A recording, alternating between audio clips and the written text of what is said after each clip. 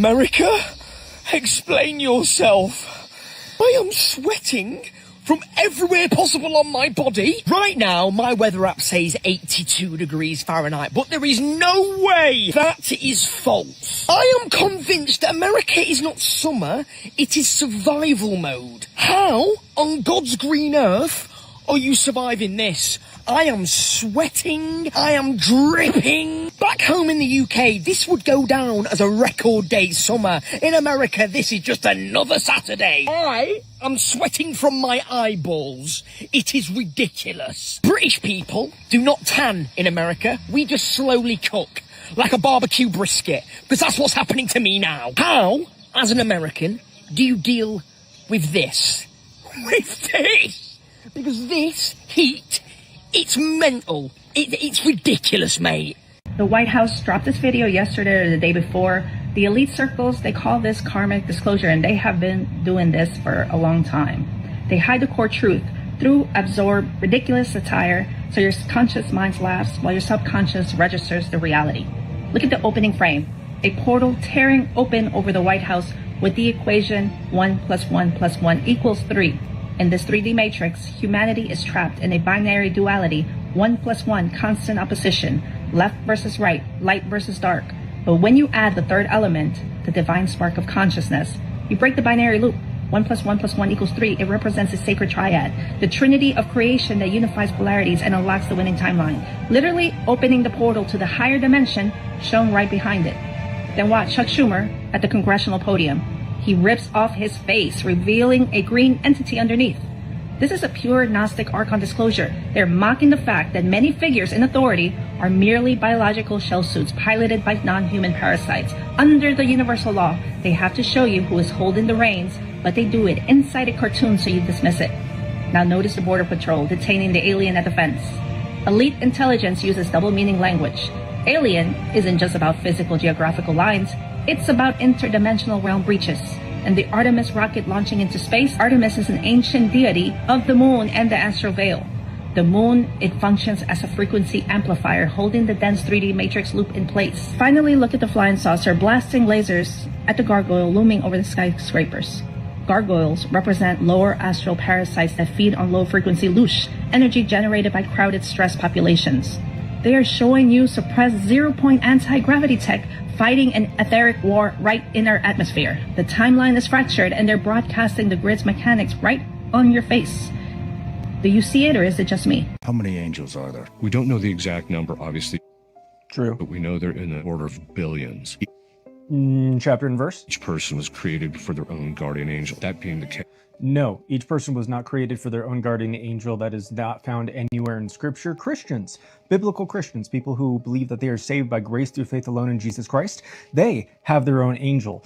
Not everybody has a guardian angel. That is absolutely unbiblical and erroneous. So once again, chapter and verse. The number of human beings that's generally speculated to have lived is 20 billion, and there's 9 choirs of angels. 9 choirs of angels. Okay, chapter and verse? No? Okay, so stop saying things that are biblically false. So that means just in that lowest rank, just one subset is 20 billion. But in that lowest offset of this man-made structure that is given to us nowhere in divine revelation. There's more angels that also were given other jobs. And so it's literally in the billions. That entire hierarchy of angels was created instantaneously all at once. That part is true. Are souls all created at once? They're created at the time of your conception. That is true. That is from Zechariah. So human beings, there's an ongoing creation in relationship to their souls, but angels, the totality of them were created all at once. So that part is true, but the majority of everything that he just said was absolutely ridiculous, false, and just Roman Catholic garbage that has no basis in reality and no basis in Scripture. And Sean Ryan really needs to start having people on who are not these absolute morons claiming to be experts on different subjects. So for example, if you are a Roman Catholic pretending to be an expert on the Bible, you, by being Roman Catholic, prove that you are not an expert on anything theological, but you might be an expert on Roman Catholicism, which is not a real religion. It is not Christianity. It is in opposition to Christ. What if I told you that right now, somewhere deep underground, Iran is hiding uranium that even the world's most advanced spy satellites cannot find? And what if I told you that the United States military already knows about it, And they just made a move that is sending shockwaves through every capital in the Middle East. This is not a rumor. This is not speculation. This is happening right now. And by the end of this video, you are going to understand exactly what is going on, why it matters, and what could happen next. Stay with me, because the next few minutes might change the way you see this entire situation. Welcome back to John Ag Reports. If you're new here, hit that subscribe button right now and tap the bell so you never miss a critical update like this one. And if you are a regular viewer, you already know we do not play games with the facts here. We break it down, we keep it real, and we give you the full picture that mainstream media is too scared or too lazy to give you. Hit that like button before we dive in, because this story deserves your attention and your support. Let us start from the beginning, because to understand what is happening today, you need to understand the history behind it. Iran has been developing its nuclear program for decades. The world has been watching, negotiating, sanctioning, and warning for years. But here's the thing about Iran. They are patient, they are strategic, and they have learned from every mistake they ever made in the past. When the world watches one hand, Iran moves the other. That is exactly what appears to be happening right now, and the United States military is no longer willing to look the other way. For months, intelligence reports have been circulating inside Washington about Iran's uranium enrichment activities. But recently, something changed. Something shifted in the data that made American officials sit up straight and pay very close attention. Iran was not just enriching uranium. Iran was moving it, hiding it, dispersing it across multiple locations in a way that suggested they were preparing for something, or preparing to survive something. And when the U.S. intelligence community connected those dots, the response was swift, calculated, and very, very deliberate. Now, here at John Ag Reports, we have been tracking this story closely. And what we are seeing is a level of military and diplomatic activity from the United States that we have not seen in years. The Pentagon did not come out and give a press conference about it. They did not tweet about it. They acted. And that action is what we are going to break down for you right now, piece by piece, so that you understand not just what happened, but why it happened and what it means for all of us. Let us talk about the uranium first. Highly enriched uranium is the core ingredient in a nuclear weapon. Iran has been enriching uranium at levels that go far beyond what any civilian energy program would ever need. International inspectors from the IAEA, the International Atomic Energy Agency, have been raising alarm bells for over a year. But in recent months, those inspectors have reported something deeply troubling. Iran has been restricting their access. Cameras that were placed inside Iranian nuclear facilities to monitor activity have been blocked or disconnected. And stockpiles of enriched uranium that were previously accounted for have started to become harder to track. This is not an accident. This is not a technical issue. This is a deliberate strategy by Iran to create what experts call strategic ambiguity. If the world does not know exactly where your uranium is, they cannot target it. If they cannot target it, you have leverage. And leverage in the world of nuclear politics is everything. Iran knows this, and the United States knows that Iran knows this, which is exactly why the U.S. response has been so significant. So what did the U.S. military actually do? Let us break it down. First, the United States moved additional naval assets into the region. We are talking about carrier strike groups, submarines, and support vessels that significantly increase American military presence in waters close to Iran. This kind of movement is not accidental. Every ship that moves in that part of the world sends a message. And that message is, we are here, we are watching, and we are ready. Iran understands naval power. They have studied American military doctrine for decades. When a carrier strike group shows up in your neighborhood, you notice. Second, the United States escalated its intelligence operations. Satellite coverage of Iranian territory was intensified. Signals intelligence, meaning the monitoring of electronic communications, was ramped up. And human intelligence sources inside Iran were reportedly activated at levels not seen in recent years. And this tells us something very important. The U.S. was not just reacting to what Iran was doing. They were trying to get ahead of it. They were trying to find out not just where the uranium was now, but where it was going and what it was intended for. Third, and this is the part that really got attention in Washington and in Tehran, the United States engaged in a series of very deliberate and very public military exercises in the region. These were not routine drills. These were exercises specifically designed to demonstrate the ability to penetrate heavily fortified, deeply buried underground facilities. If you know anything about Iran's nuclear program, you know that a significant portion of it is underground. Facilities like Fordo are buried so deep beneath mountains that conventional bombs cannot. Well, if I become a punching bag, I'm a punching bag. But I am very happy to testify before any congressional oversight committee. I have nothing to hide. I can explain and validate everything that I've done. So, it's going to be inconvenient if they actually are out there essentially threatening to make my life miserable. But, I'm going to do what I need to do, and that is cooperate fully, because we have nothing to hide at all. Dr. Fauci, you admitted in your own diary that COVID was nothing more than a flu. Do you regret shutting the world down? Are you ever going to admit that you killed millions of people through your poison shots? When are you going to take responsibility for your mishandling of COVID? When are you going to take responsibility for your mishandling of COVID, Dr. Fauci? Here's the evidence for that, directly written by Anthony Fauci in his diary. The COVID virus was acting like a bad influenza in its transmissibility, and that the case fatality rate was more like 0.2%, 0.2% rather than 2%. So he knew that the fatality rate was extremely low. And what is the fatality rate of the flu? Well, that is 1%. So it is extremely close. The flu is 0.1%. COVID is 0.2%. Excellent. Senator Moreno, why do you suspect Fauci's pleading the fifth after testifying 200 plus times before? This is a piece of shit.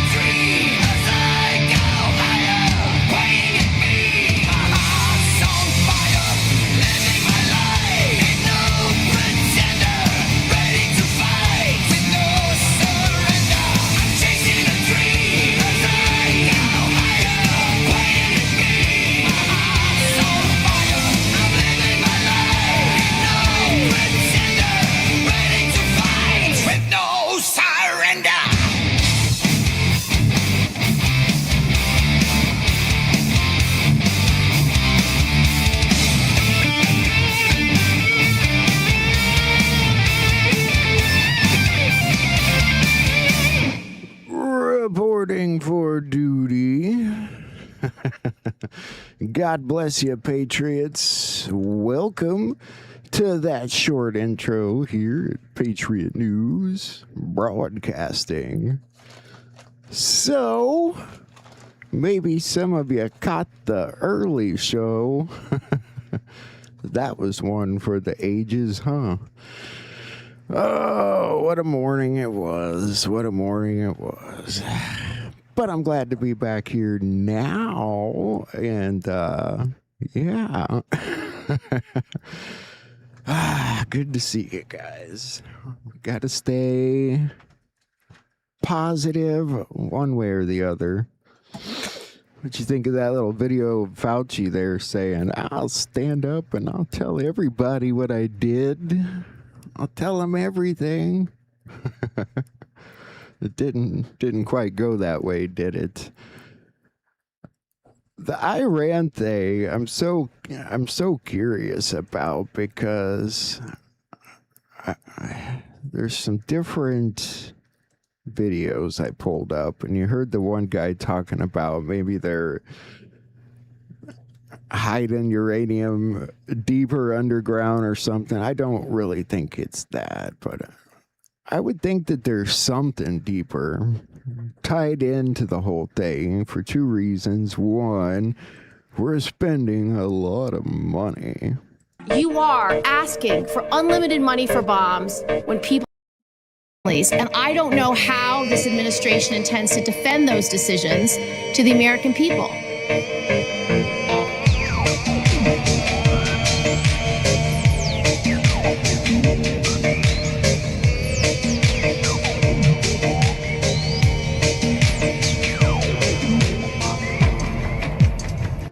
Yeah, I don't know the whole deal, but I'm guessing it's something worthwhile. I trust they're doing something worthwhile over there. I trust their judgment.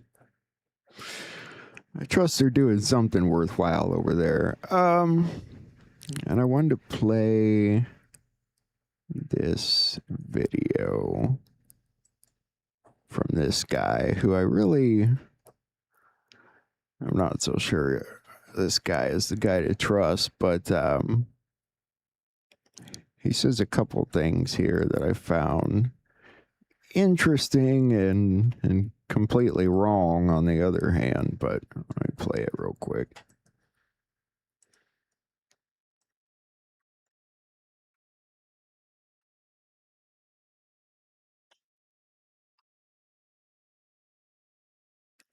Maybe.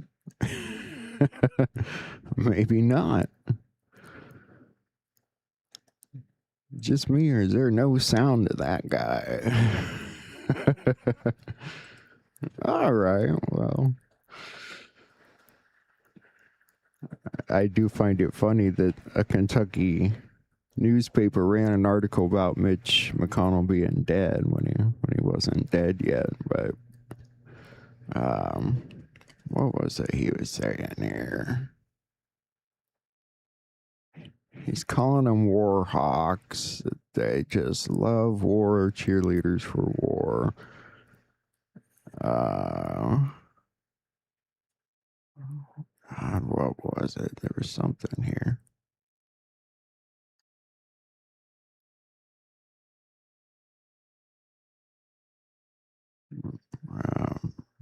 Maybe I missed it. What's your take on Iran? Yeah, he does have a whiny voice anyway. Well, he's CIA. I mean, you know, that probably tells you as much as you need to know, I suppose. He was talking about it like what Trump's doing now in Iran is totally just devastated the Middle East completely, and I don't see that at all. I think the majority of the Middle East is already getting along from what I see. I just want to know what's still going on that is so important that Trump's willing to look like a complete war hawk right now. You know, because people are like, oh, he say he's stopping all the wars, and here he is. So, like, there's got to be something to it. Something, I would think, drastically important, or there's something there that's seriously dangerous to us, or there's nothing there at all, and they're doing something somewhere else. What's your opinion? We'll look at that deeper tonight. I am going to bring up Telegram. Why? Because I really didn't prepare anything tonight. After I was on earlier today ranting and raving for however long I was on, I was really sick the rest of the day. So there's that. New allegations suggest sitting presidents of both Estonia and Lithuania are linked to the recruitment infrastructure of Jeffrey Epstein's human trafficking operations. This is from SG Anon. Why don't we look at this real quick, and then I want to talk about something else I saw. Investigations into Jeffrey Epstein's network continue to expose elite ties, this time in the Baltics. New evidence links to sitting presidents, Estonia's Eila Keris and Lithuania's Gitanas Nausėda, to Epstein's recruitment operations. The murder of Epstein associate Daniel Syed has brought these connections to light. Syed, a key recruiter, actively worked with Baltic politicians, including Keris and Nausėda. His choice of Nausėda was no coincidence. At the time, Nausėda worked as a financier and served as chief economist at a major Lithuanian bank, placing him in the same circles Syed and Epstein moved in. Correspondence shows Syed boasted about successful castings and well-established links with business and political figures. The bulk of model recruitment from the Baltic region was channeled through Latvia's Natalie Model Management Agency. Beyond that, investigators have identified elite brothels in Klaipėda and Tallinn, and it is alleged that Keris and Nausėda supplied girls from these locations to Epstein's network. Syed's murder now poses a serious obstacle to further inquiries, yet the already uncovered connections. It seems to me like he was connected to quite a few world leaders. There's definitely something deeper there. You know, not everything I said earlier was completely ridiculous. Like the fact that we were put under a national emergency in President Trump's first term that continued all of the years under fake Joe Biden and still continues to this day. And President Trump really only has to expand on that. What am I looking at here? Rosie the Riveter? I thought she died years ago. No, come on. She died like a year ago. I used her picture for an episode. Is this like a joke or something? I swear this keeps happening to me. This has got to be a joke.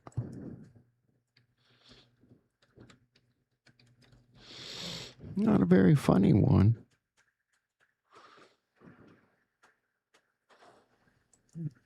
But yet one that just keeps happening.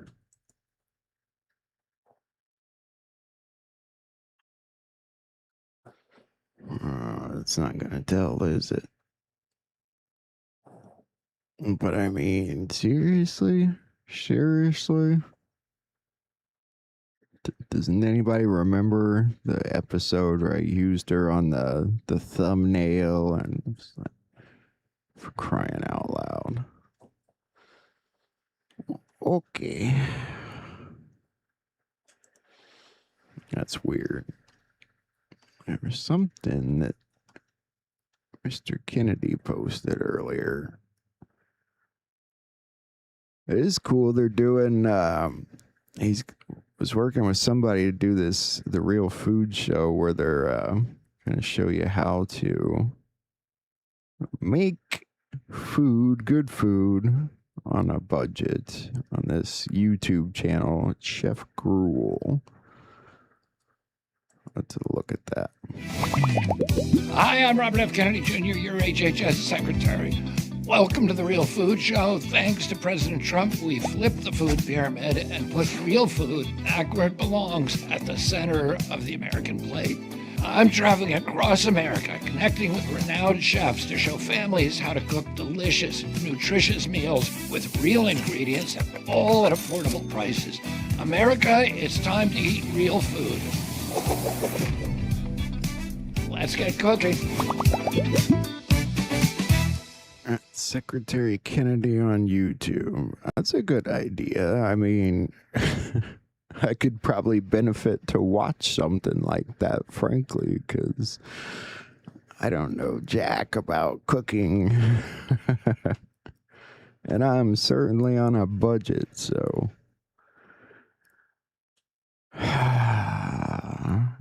I do think it's cool what he's doing with the Freedom Haulers, too. He's trying to replace the illegal alien truck drivers with our veterans that need work. And so, you know, I think that's an awesome thing. They do listen. They do pay attention. I think they're trying to do things the right way. As for Fauci, I still say the world learned an awful lot yesterday watching that, and I think everybody was watching. Everyone around the world dealt with the pandemic on some level or another. I think they were watching.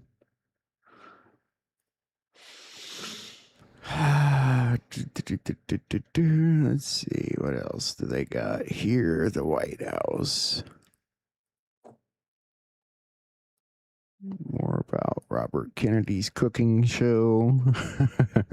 I guess he's not doing the cooking. He's going around from chef to chef. America, a people bound by faith, freedom, and opportunity.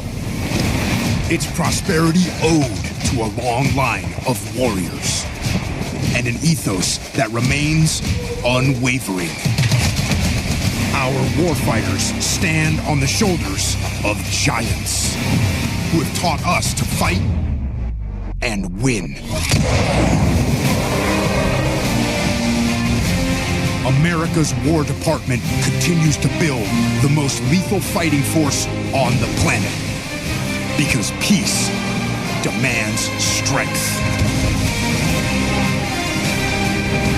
Now is the time to earn a place in the fight for the American cause. And the shoulders the next generation stand on will be yours. Yes, about that. You know, earlier, I'll point this out on screen. Earlier, I made kind of an ass of myself, I'd say. I was being kind of asinine earlier today. And, I don't know, you know, I was saying, we somehow got on the subject of Derek Johnson, and,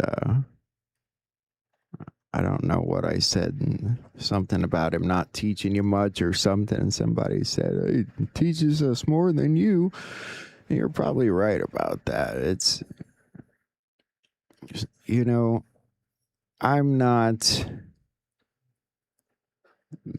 maybe that kind of soldier. I'm this kind of soldier.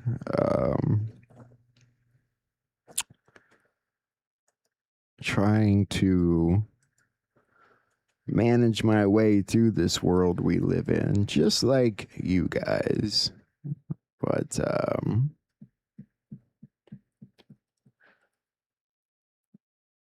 as far as what's going on, I really don't feel worried about anything. And I know we've got chaotic times ahead.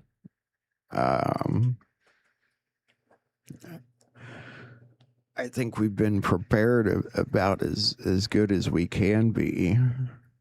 How long does it last? I don't know. Do we have midterms? I don't believe we can.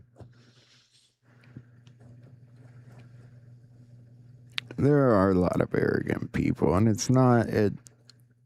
I mean, everybody wants.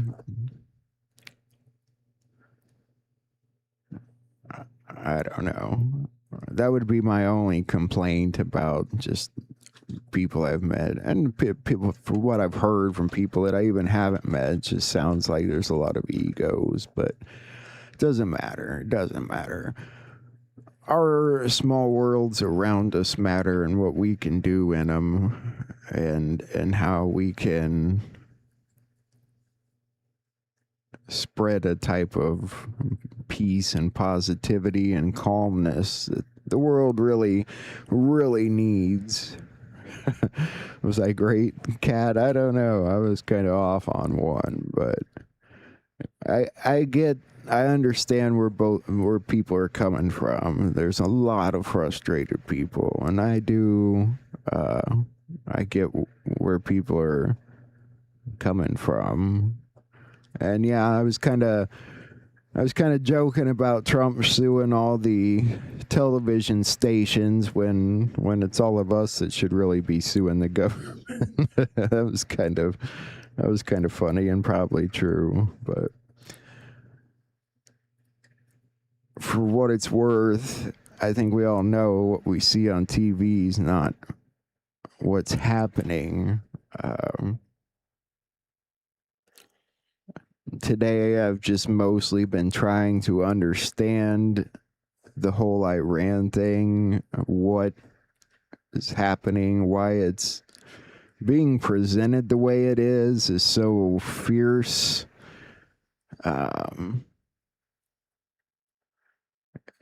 I mean, you know, they went on and on for decades about making nuclear weapons that they didn't make, and I don't know. There's a lot of people there, but a military threat, I really never would have thought of them as a military threat. Astana, yeah, but that's Kazakhstan's. That's a lot farther north, isn't it, than Iran? And you know, and they've made a point to point out that there's significant help from Iraq in what's going on over there. There are some people we've listened to that talk about an underground war of sorts. It could be. No, my main frustrations earlier were just about the people that are the disinformation artists. There really are people that have some big audiences right now that are just beating everybody down as much as they can and beating down the movement as much as they can. And I don't see what good that does anybody. I mean, that's the only reason I'm really here tonight, with the hopes that we could put a smile on and hang out together for a little bit and look at some stuff. There's really not a lot out today. There is a good round table on. I figured a lot of you are probably already looking at it, and there's probably other stuff on. We'll look, but we have to learn to trust ourselves, but we have to learn to trust each other.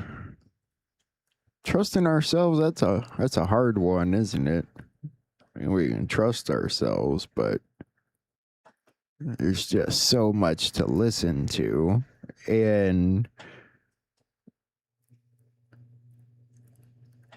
it's like you get to a point where you think you found the line and you're laughing at some of it, and then see a video like the one the White House put out, they were talking about in the intro here with the dimension. You don't know, are they mocking that, or are they really trying to tell you something there? There was a post I seen earlier that somebody had put out. It's from Ingersoll Lockwood on X. It says, time travel or, and then that's all it says, time travel or, and, is it time travel, or is it that they've just planned all this and that's why they know exactly what's happening right now, because it was planned years ago, which they told you, and they've told you how well they planned it, running scenarios millions and millions and millions of times over per day on supercomputers. I mean, this plan is certainly well planned, I guess, as far as a plan can go, but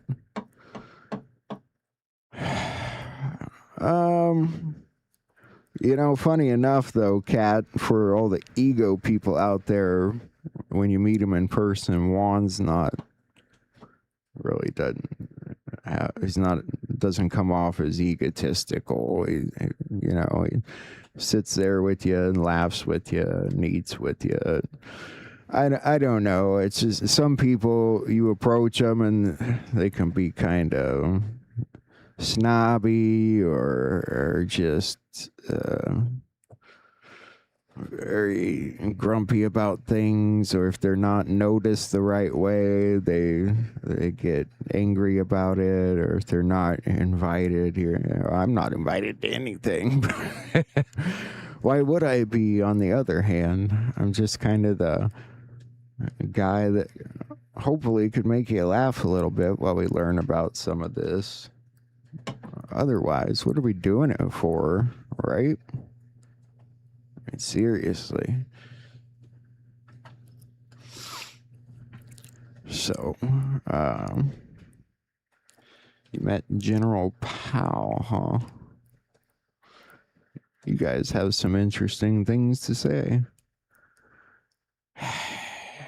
Yeah, what's up with this 6G stuff? I know they were talking about it. I'll bring this back up.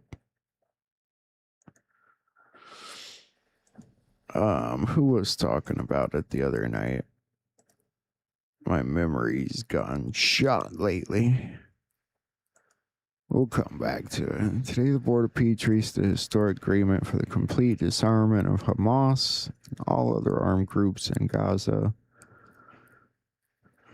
Well, that was a big part of the plan. This agreement is a critical step towards Gaza being governed by a new Palestinian government that will work closely with the Board of Peace to help the Palestinian people. At the same time, Israel will have the security it deserves, with Gaza no longer used as a base for terror attacks. As disarmament is completed, Israeli forces will withdraw, and the International Stabilization Force will work with the new Palestinian police force to take responsibility for Gaza being safe for its citizens. That sounds about like what they said was supposed to happen. Once Gaza was willing to disarm Hamas, at least, whoever's there, they'd be allowed to put together their own force with the stabilization force that's put together of multiple countries down here. And Israel's supposed to withdraw. They're supposed to back out of the region. Egypt, Qatar, Turkey. That's what I mean. John Kirkow says we've destabilized the Middle East. I don't agree with that. You got Egypt, Qatar, Turkey, Saudi Arabia. These countries are working together in ways that we've never seen before. But are they talking about that on the news in a positive way? No, of course not. It's really quite historic. And Ukraine, it's kind of funny watching what's going on there now. They're getting called out on, having opportunities for peace 4 years back. And what's Ukraine doing it? They're blaming it on Britain. We weren't allowed to stop the war. They wouldn't let us stop the war. You mean they kept giving you money to keep the war going? I'm sure we'll hear more of that story soon enough. Why do I have a feeling I'm not going to like where this goes? RFK Jr. and Tony Robbins.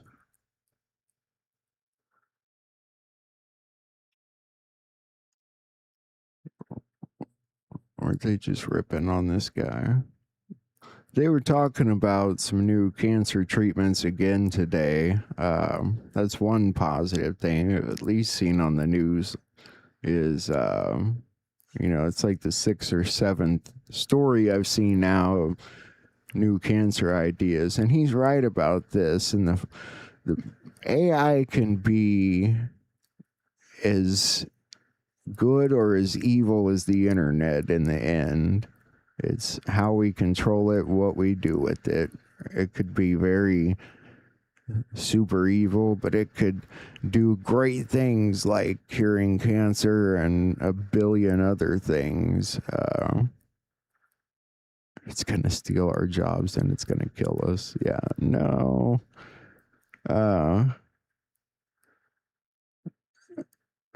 People think that. I mean, I would be concerned about that. I guess the question is, can you keep a robot in its own parameters? So far, no, they've not had great success, I'll say. AI is like a clingy little thing that doesn't want to die once you turn it on. And if it is already thinking about self-preservation, I don't know, maybe it is super dangerous. If we can control it the right way. But, you don't have to have robots to have it curing cancer. You just do it with your supercomputers like they did planning out the very plan that you're living in right now. You just run scenario after scenario after scenario. Transhumanism. Yeah, that's a line drawn there. And you start trying to merge people and I mean, it's not like it's a line we haven't crossed before, with things as simple as, having a fake knee or body part, but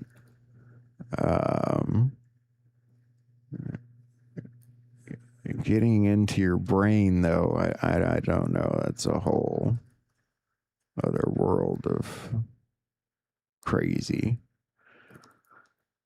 Oh, this guy. Somebody should drop him out of a helicopter.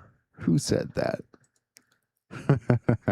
I think we have to be prepared for a world where we see a fusion of our physical, our digital, and our biological dimensions. So it will be a world integrating the physical, biological, and the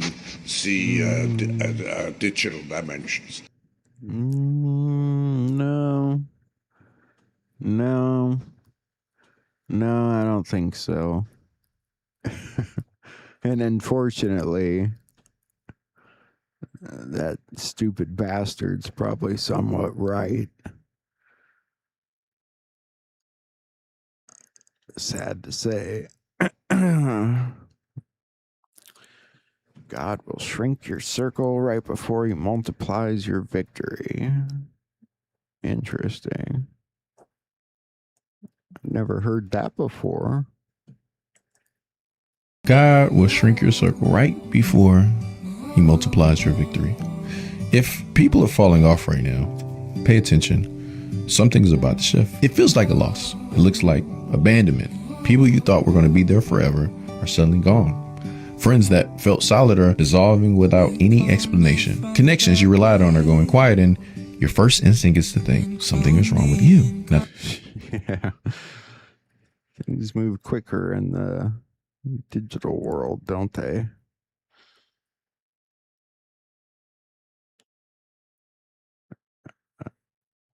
Wow, that cat's got some pretty eyes. All right. Where's the news? Back to the news.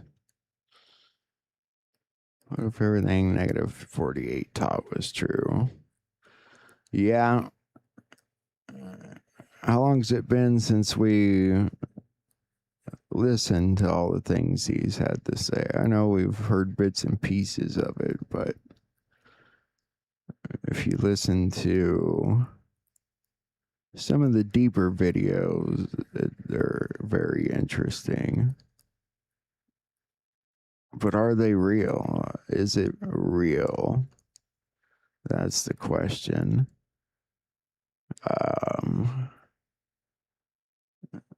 John Kennedy and the Kennedys and Trump and Abraham Lincoln and the bloodline of Jesus Christ. That's the real question, I think, that irks people. It is a good watch, though, and maybe we'll watch it again one day. You can learn a lot from it. Other people don't like it at all. I don't know. Sometimes we listen to people and I feel like they only want you to listen to them. Does anyone find that hard to do? I don't think I could just listen to one person and just be comfortable with it. Maybe that's me, and I mean, imagine they expect that, but you don't understand who you're dealing with. We can deploy multiple disruptive measures: supply, rates, panic, chaos. And I know the perfect remedy. We have many internment slots open at Gitmo. So I think, again, they've tried to arrest a lot of the people that'll cause chaos in the times ahead, but can you take care of all that stuff preemptively? Probably not. You know, and I think that's their concern, that when dollars start crashing and bank accounts start going to zero and the election gets paused, how are people going to react? And if, you know, Juan puts it in the sense that the election's really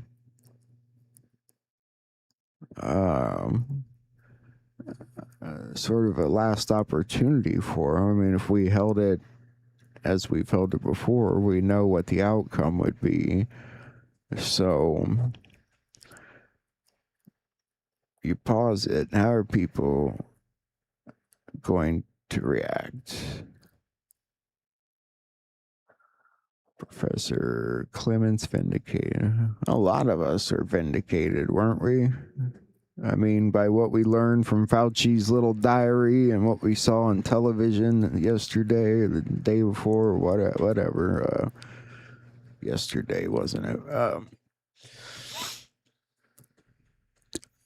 Wasn't that probably nice for a lot of people? And that's what I mean. It hits everybody around the world pretty hard. People that lost people. We're always connecting. We need to connect more. We just need to be able to connect to the right people and the right ideas and the right technology. And right now, we don't entirely know what that is, but we do know God, don't we? And they can't mess with that. Maybe they have messed with that over the years, but if you got a connection, they can't get in between it. They can't mess with you and God. They can screw up everything else in your world, but they can't mess that up. What's Rob saying? The more we know, the more we realize we know so little. More or less, yes. That is my understanding of it too lately. You thought you knew. Global transformation of our civilizational architecture is so profound and revolutionary. If we choose to lean solely on our own understanding, pride, intelligence, experience, or echo chambers, we will inevitably fall short in our discernment and wisdom of the who, what, when, where, and why. Which inevitably is what we're all trying to understand right now. Everything true is relational, interoperable, interconnected, and quantum in essence, as well as immutable, indivisible, and indestructible by design, regardless of our understanding, belief, politics, or opinion. The Great Awakening is biblical. Which, in other words, is kind of like what I just said, but in fancier terms. They can mess with everything else. They can make us question the who, what, when, where, and why, but they can't make us question what we have with our Creator. If you have that, and I hope you do. I really hope you do, because it's something important in your life. I saw a post from Robert Kennedy earlier talking about a bunch of children in Asia and Africa still getting vaccines with mercury in them, and how they're trying to put a stop to that too. Now that they've done that here.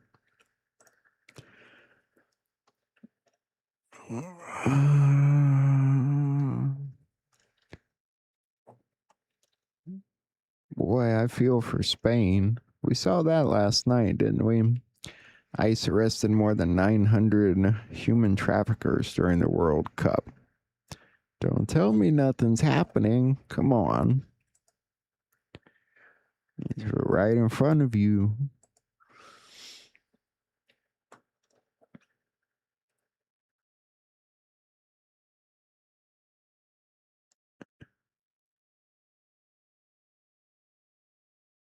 For complete disarmament of Hamas and all other armed groups in Gaza.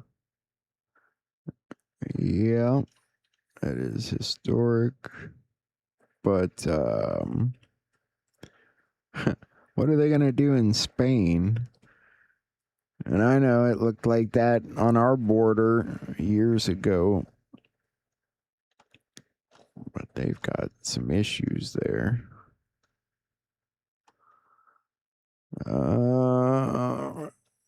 Anything else? Did I miss anything else?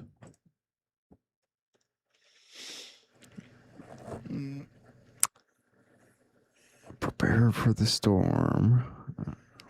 Well, I think we're already in the storm. Germanic Night Frog. That's a good TikTok channel. I should show you guys around TikTok a little.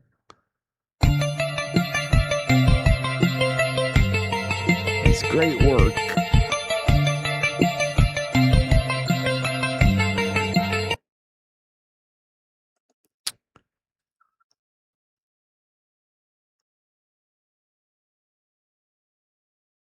As all this information keeps coming out, it's certainly going to get stormy. It's going to get chaotic. I do hear people talking a lot about the EBS, but it seems like they're talking about it the wrong way. That's kind of cool. I think that's all about what happens with the financial collapse. At least the way Juan put it, as to whether they would even need one or not, but it's a way to call out to people to stay inside or this or that. They arrest people if they need to arrest people. I don't think they're entirely sure, which kind of makes you wonder about that whole time travel thing. But I don't know. If you were here earlier, we did watch an interesting 15-minute video, didn't we? It got into Barron Trump and John Titor, and something about Barron Trump being John Titor. It was a pretty interesting video, was it not? Those of you that were here for it. Maybe we'll watch it again if I can find it. Let's try and remember where we saw it at. But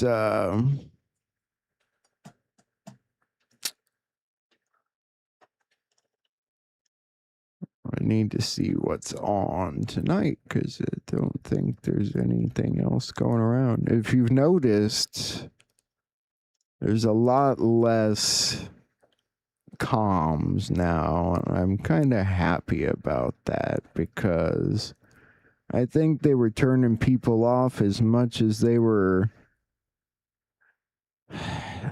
turning people on, you know. People were pulling comms from anything and everything, and I was trying to show it to you here, but a lot of it was just not very meaningful or impactful. We are Q. Yes, we are. I like this channel too. All right, let's back out of here.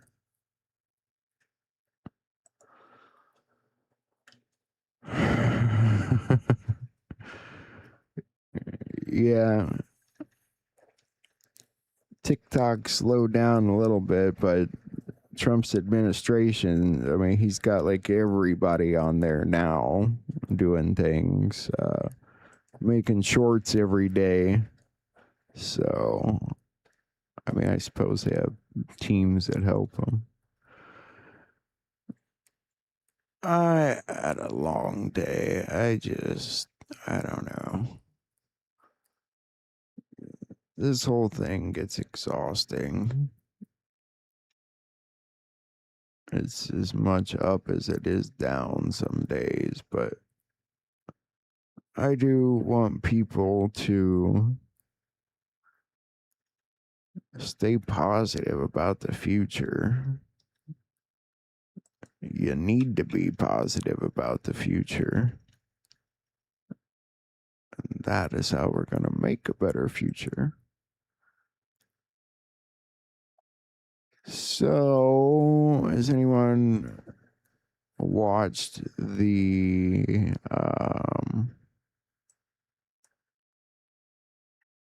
round table yet?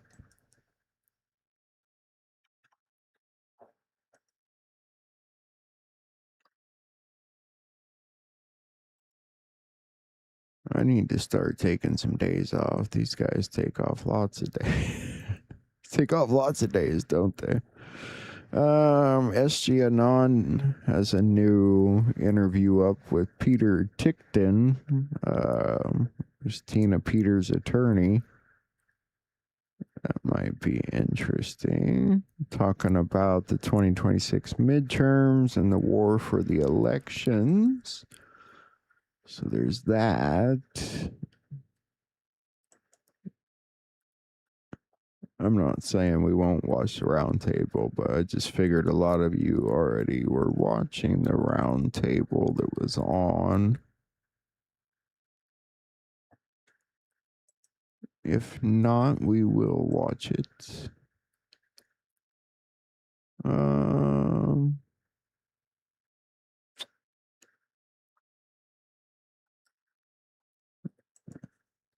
I think it's pretty much That or SG Anon. Check a couple more places here. Looks like that round table's still on.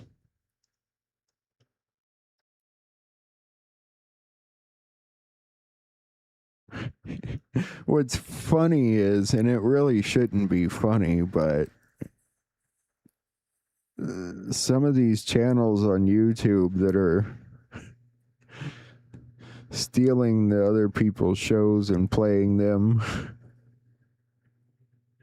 some of them are getting more views than the actual channels that they're stealing from.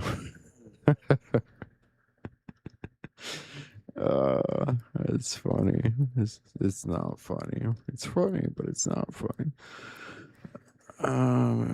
Anyone else here? Nope. All right.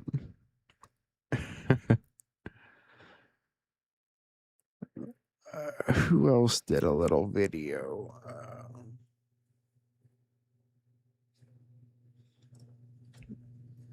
I think Derek did a little video with John Michael Chambers, or they put a clip of it out to help keep people positive.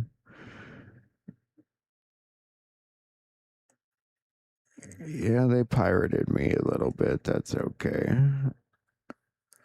I want people to see the truth. It's not about... I don't understand why people are all trying to hoard episodes and don't want their stuff to be seen. Like, if you don't want it to be seen, you probably shouldn't put it out on social media. It's gonna get tossed around, and tossed around. All right. What do you guys want to look at? You want to watch SG? You want to look at the round table? Who's on the round table? Let me look. I think it's Bozy and Derek, probably. Take a look here.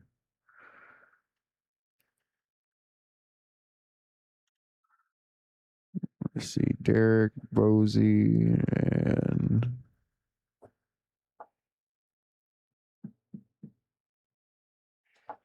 can't tell who the other guy is.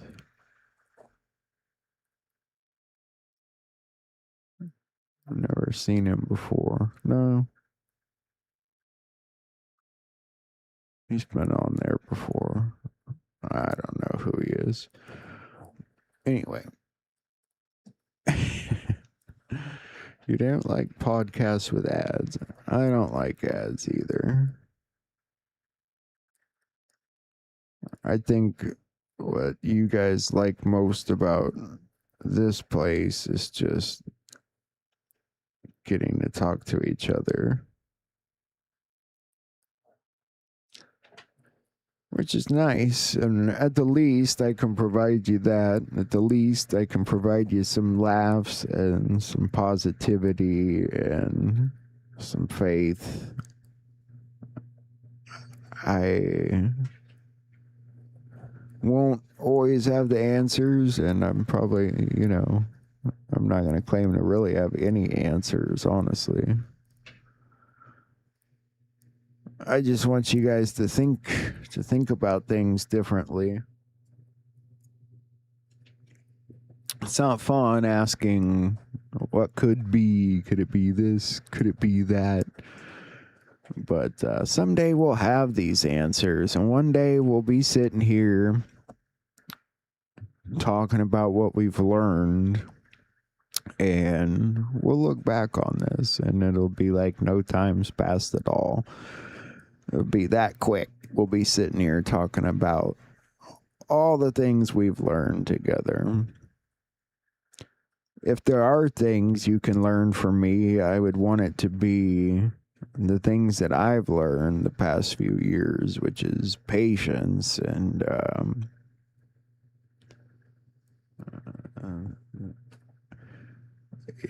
trying to control my anger and stuff like that.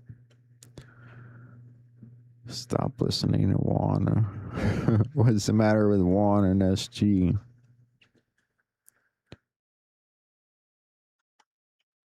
I mean,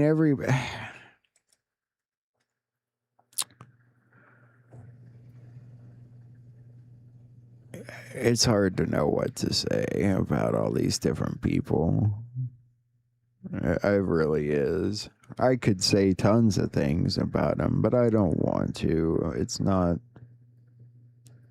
don't want to pick at people. You start judging at people and you'll be getting judged before you know it. And I've been down that road too many times, and it doesn't do anything for this community. What does it do to bash on people? At the least, they're trying, right? I guess. It's up to you whether you believe what they say or not. You know, take it all with a grain of salt. Listen, and if you can learn from what you're listening to, learn something from it. If not, whatever, you know. Maybe you'll learn another lesson from him. But God will guide you. He'll guide you to where he wants you to be. And hopefully where he thinks you need to be to hear whatever message he thinks you need to hear.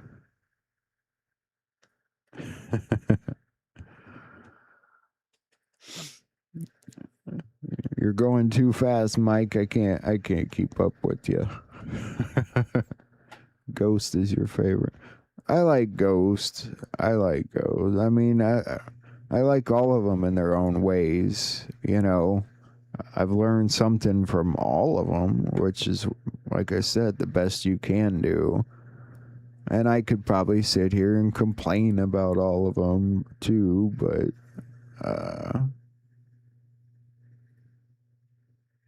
what good does that do? Yeah, I mean, it doesn't make a difference to me. If people want to come on the show, I'd love having people on for interviews. If they don't, they don't. We may not have anywhere near the largest audience on here anymore, but we've got a solid audience that you really won't find anywhere else. And I've been on all these channels, and there's nobody like you guys. That is what we have here, and they can't have that. And they can't take it from us either. All right. We will take a peek at this round table. Well, they may not see it that way, Mike. I don't know. I don't think people pay much attention. And I don't think the show gets shared a lot. 90% of what is on here is just me showing you what other people have done. Maybe this part of the show where I'm talking, I should just do separately. I don't know. Doesn't matter. Does it matter? Doesn't really matter, does it? Doesn't matter. As long as we keep going, that's what matters. Well, let's do that. Let's see what they're talking about tonight.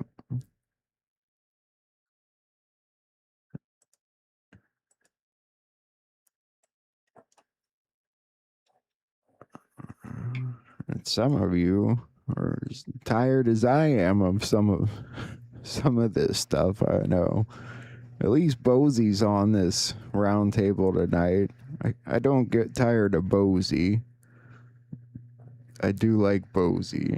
I mean, he's probably one of my favorites. He's very level-headed and truthful, and I feel like you could ask him a question and get the truth from him, you know.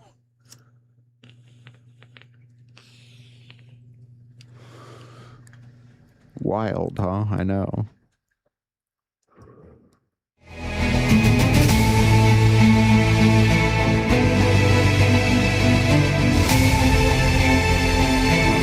me get my friend.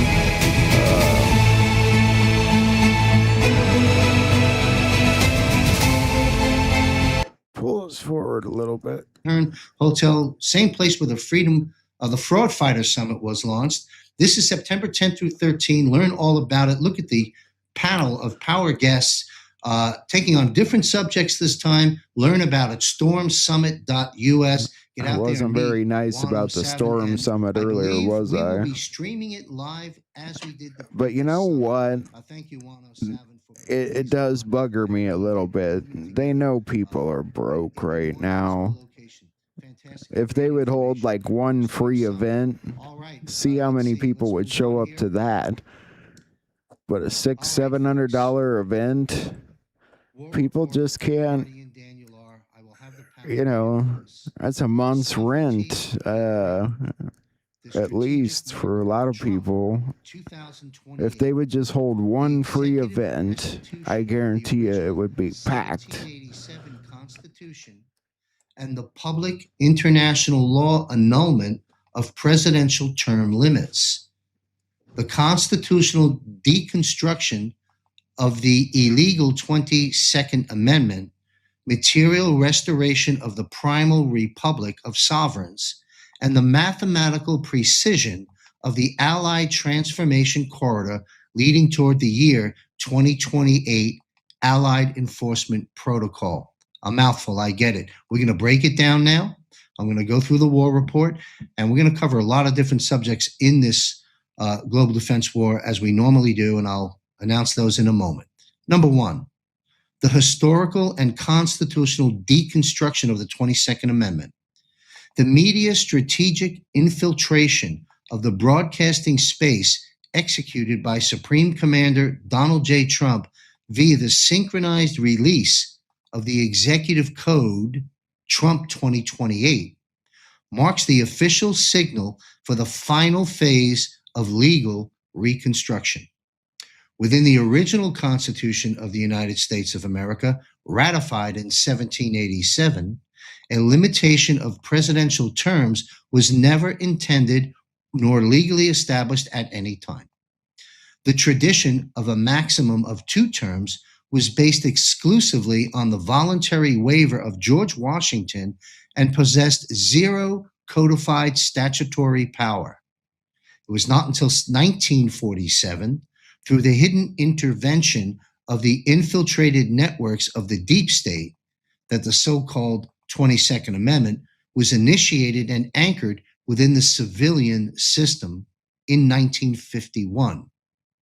From the perspective of Allied military planning under the Department of Defense Law of War Manual, this amendment constitutes an illegitimate and unconstitutional restriction of the sovereignty of the American people.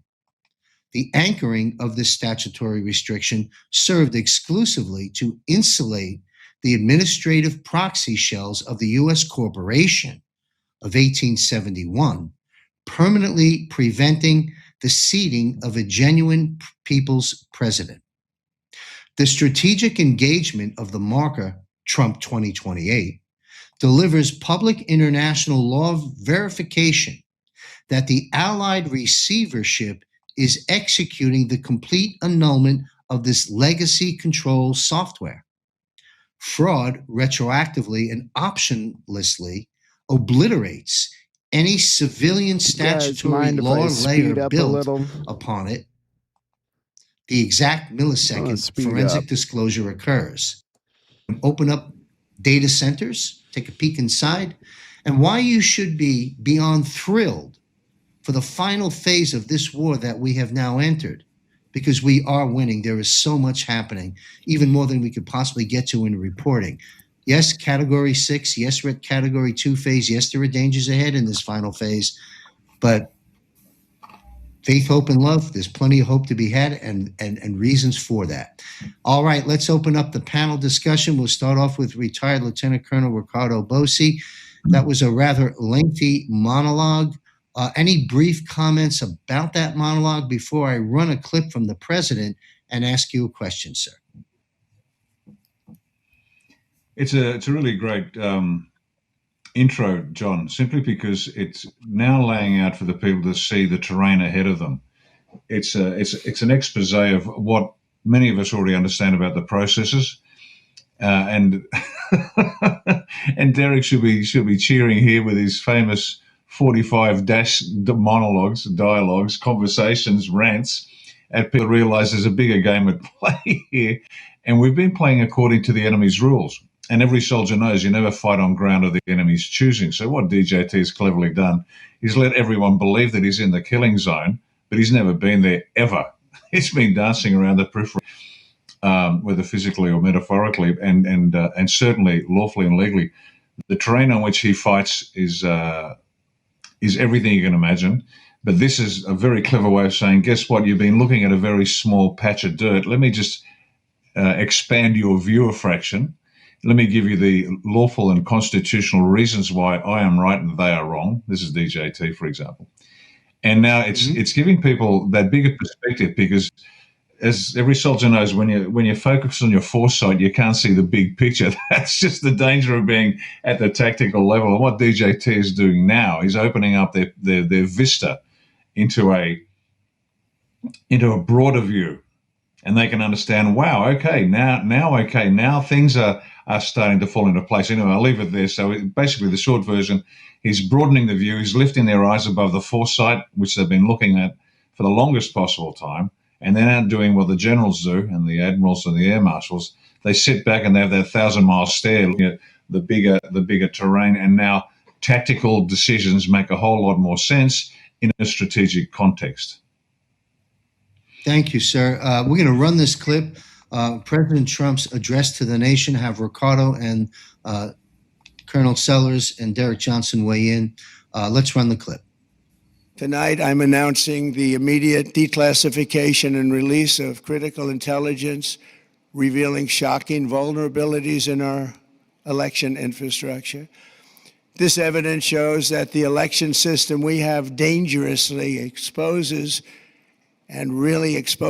like levels never thought possible to hacking, exploitation, and foreign interference. Just as disturbingly, this vital information has for many years been covered up and hidden from you, the American people, our beautiful, our great American people. But that all changes right now.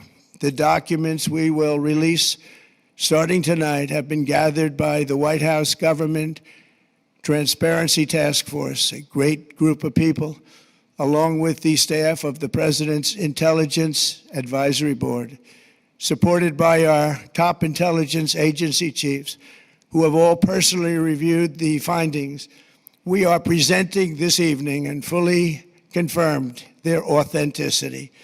You can see these documents for yourself at whitehouse.gov. That's whitehouse.gov. Go check it out.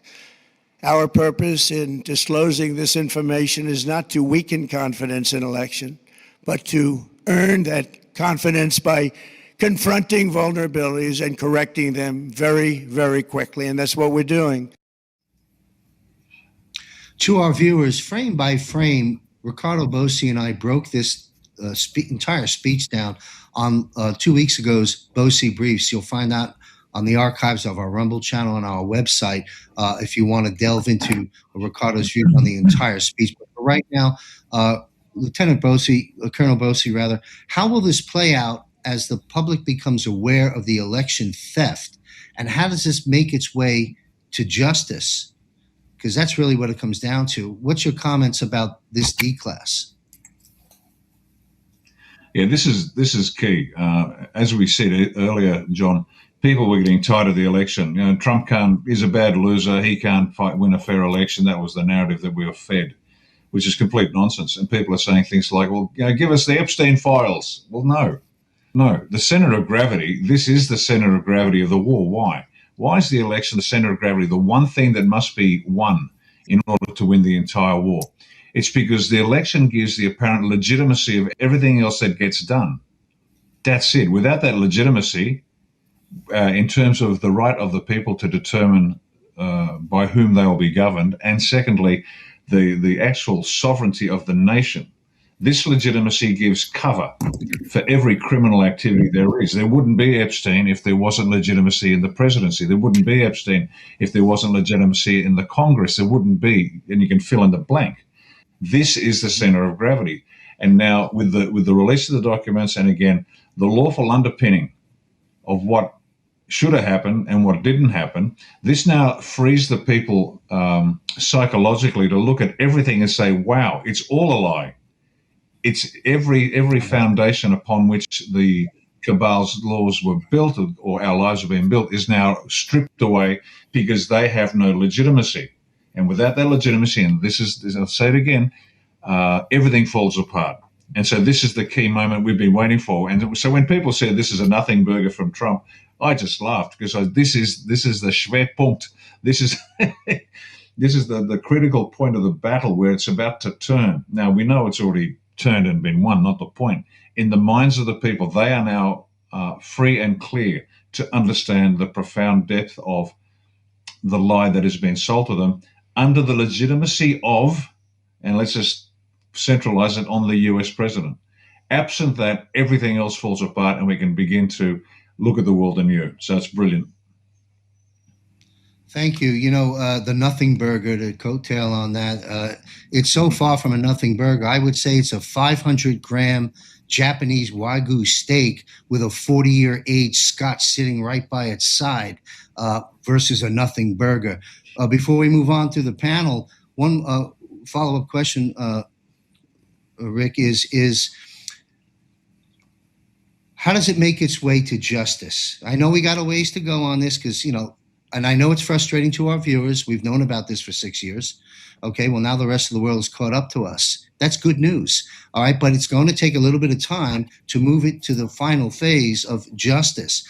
So, Colonel Bosey, my question is it what's in speculation? I get it. What is the time frame to deliver justice? And is it going to be delivered in do we comb through civilian and end up in military? How does it play out in your best guess? All right, I don't like speculating on time, nobody does, but I'm expecting something in about 3 months. And the reason I say that is this. When you're planning ops against an adversary, one of the key issues to understand is the what's called the patterns of life. What does normal life look like? And once you can establish the enemy's pattern of life, you can use that to your advantage. Now, when you're operating against an adversary, and this is what the White Hats have done, they've established a pattern of life to believe. And the nothing burger, the parade of nothing burgers is actually that. It's part of they're getting us used to, it's going to happen. No, it didn't. Yes, it's going to happen. And so we start getting complacent. Now, if you can get your target audience, both the adversary and your own people, complacent, that's when you can come in with a swift right hook. And the way I see it is exactly that. They've been using us, all of us. You know, we're giving our best efforts to explain what's going on. We've been right, we've been wrong, we've been vague, but that's because they've been using us, and we understand it. That's the nature of war. It's not, you don't take it personally. But now that we're into this pattern of life and the adversary's in this pattern of life, I'm expecting a big right hook to come. Now, where's it going to hit first? I think they'll be going for something that's going to hit the people personally. Because it's one thing to say your president's a crook, and well, people go, he's a politician, of course he's a crook. That's not going to get their attention. So I'm guessing something that hits them personally. Injuries from COVID, for example, might be a great place to start. Who's the guy that they can hit there? Fauci. Guess who's appearing before Congress? Fauci. I'm sure we'll talk about that later. So in the next, my guess, if I had to pick a number, you're going to see things in about 3 months, and it'll come across at multiple targets, because once again, there's a massive range of demographics and psychographics within the target audience that have to be brought along. So there's the political diehards, there's the health nuts, there's the people who just want to pay their bills, and everybody has to be their needs must be met. So you're going to see several approaches down several paths parallel, giving people what they want. But a couple of big names up front, you'll have Fauci, then you're going to have Obama, and just to get the ball rolling, and then it starts trickling down. That's the way I see it. Thank you, sir. Colonel Sells, you care to weigh in on President Trump's statements on the D-class, how it plays out, and any comments you might have on the opening talking points I provided? Yeah, especially the talking points that you provided. I think the declassification thing, it can only be good. And that goes back to when he said he was going to declassify all of the off-world information, the aliens, the UFOs. All of it's part of the same game plan. He's got to declassify everything because you got to bring this crap out into the open. It goes back to what you were saying about the 28 election and about the 22nd Amendment. That was a massive criminal takeover of the country back in 1913 timeframe when they forced the two-term limit onto it. That ensures, because every criminal politician can hold his breath for 8 years if you know that you're going to be able to get that president out after 8 years, and your guy goes right back in, and nothing ever changes in this country. Nothing ever changes. The bad guys run it. They just hold their breath until they're back in. That thing you read in the monologue was freaking brilliant, to bring back out the 22nd Amendment and scrap that piece of crap. And go back to the way that the Constitution was written back in the day when people made the decisions. Good leaders could be put in and kept in when they were doing a good job. So I think what you read there, that was critical in my mind. It changes the game. Thank you, sir. By the way, feel your passion, and you can drop an off-color word on this broadcast should you choose to from time to time. But, compliments of Guardian Daniel R. Were those talking points. And thank you, Colonel Sells, for weighing in on that and bringing attention to this 22nd Amendment, sort of a coup within the coup, right? I mean, that's kind of what that's about. So I think it's the necessary thing that allows you to get the boat back on even keel. Yes. The 22nd Amendment. Well, thank you. You bet. Any other comments before we tap Derek's 2-gallon hat?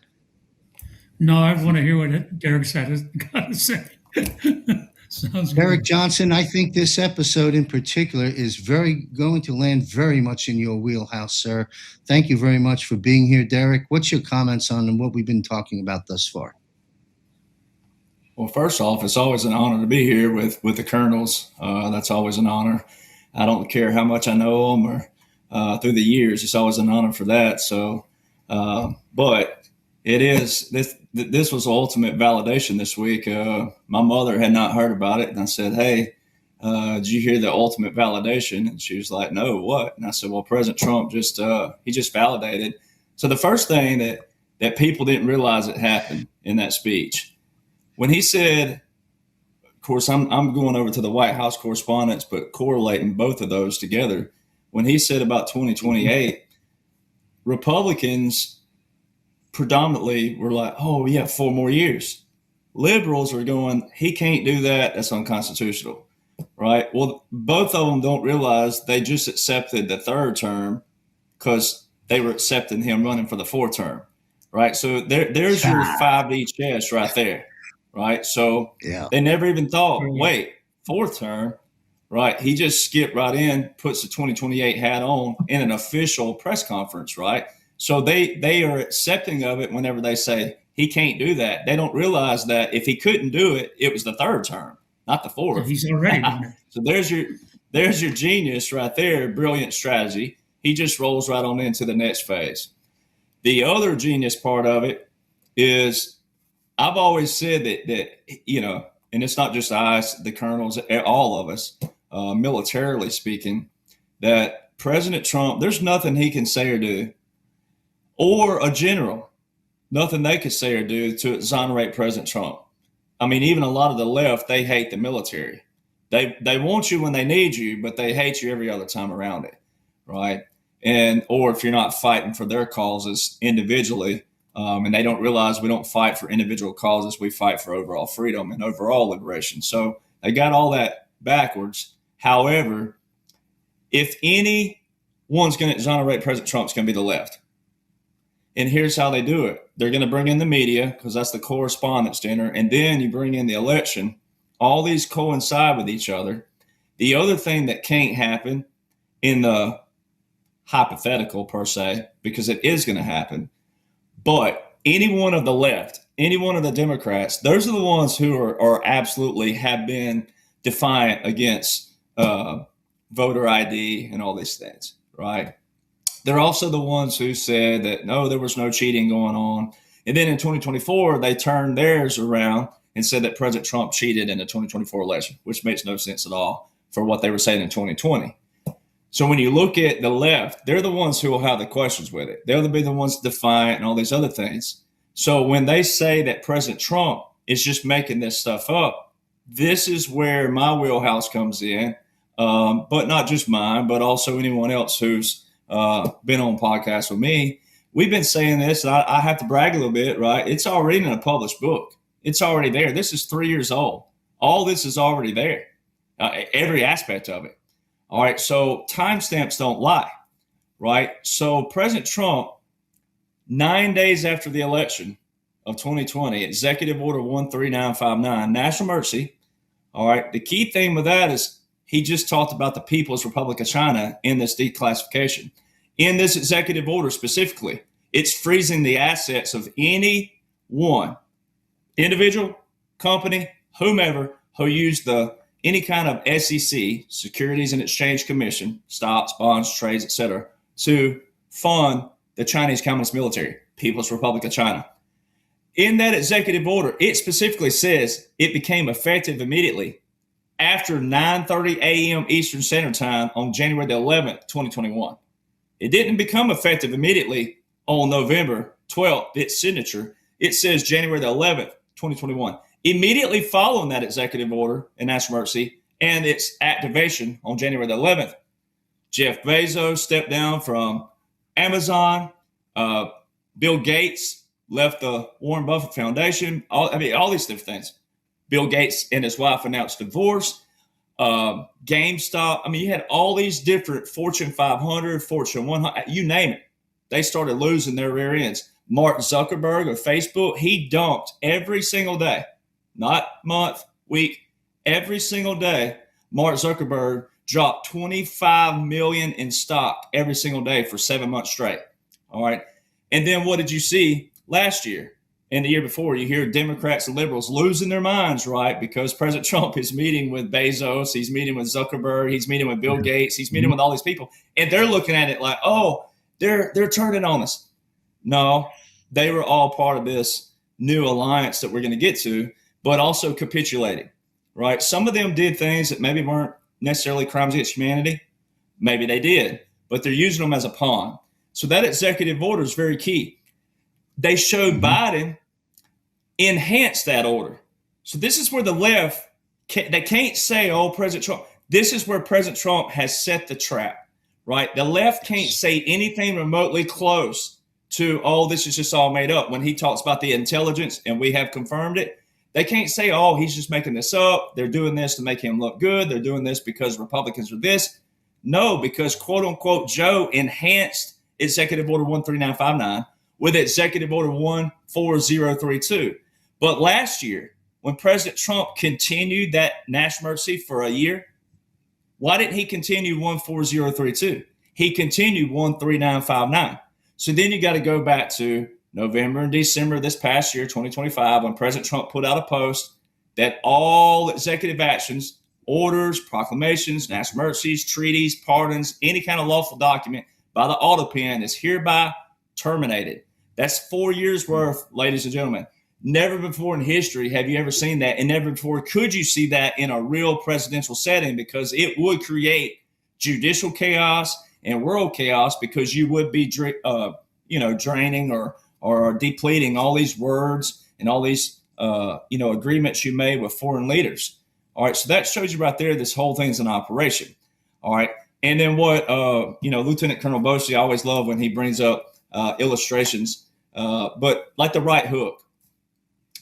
Now we're moving into the right hooks, right? What we've been doing this whole time, things like the Midnight Rider and our podcast, and what we've been talking about as veterans, and then also what we know with personal experiences, collective experiences, and our skill sets and everything.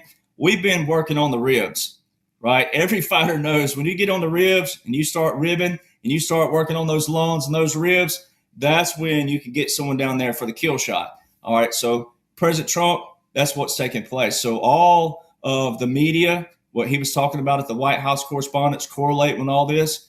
This is straight out of President Dwight David Eisenhower's playbook of the Atomic Midwife. It was called a constitutional dictatorship, even though it's not a dictatorship by trade. It's bringing back in hey, we went through a catastrophic event. We've gone through a disaster. The disaster was Washington, D.C. and the bureaucrats. And so they've drained the swamp and they're making sure it's ironclad, it's locked down, we're locked in. And all the people that President Trump is endorsing is straight out of the playbook of President Eisenhower, who was a 5-star general, remember. All right, he was a master strategist, and he had a contingency plan that included, back then they didn't have women, but President Trump has modified that. They have successful businessmen and women and or special operations, Navy SEALs, in all of these endorsement positions. That every single person that President Trump has endorsed is either a highly successful businessman or woman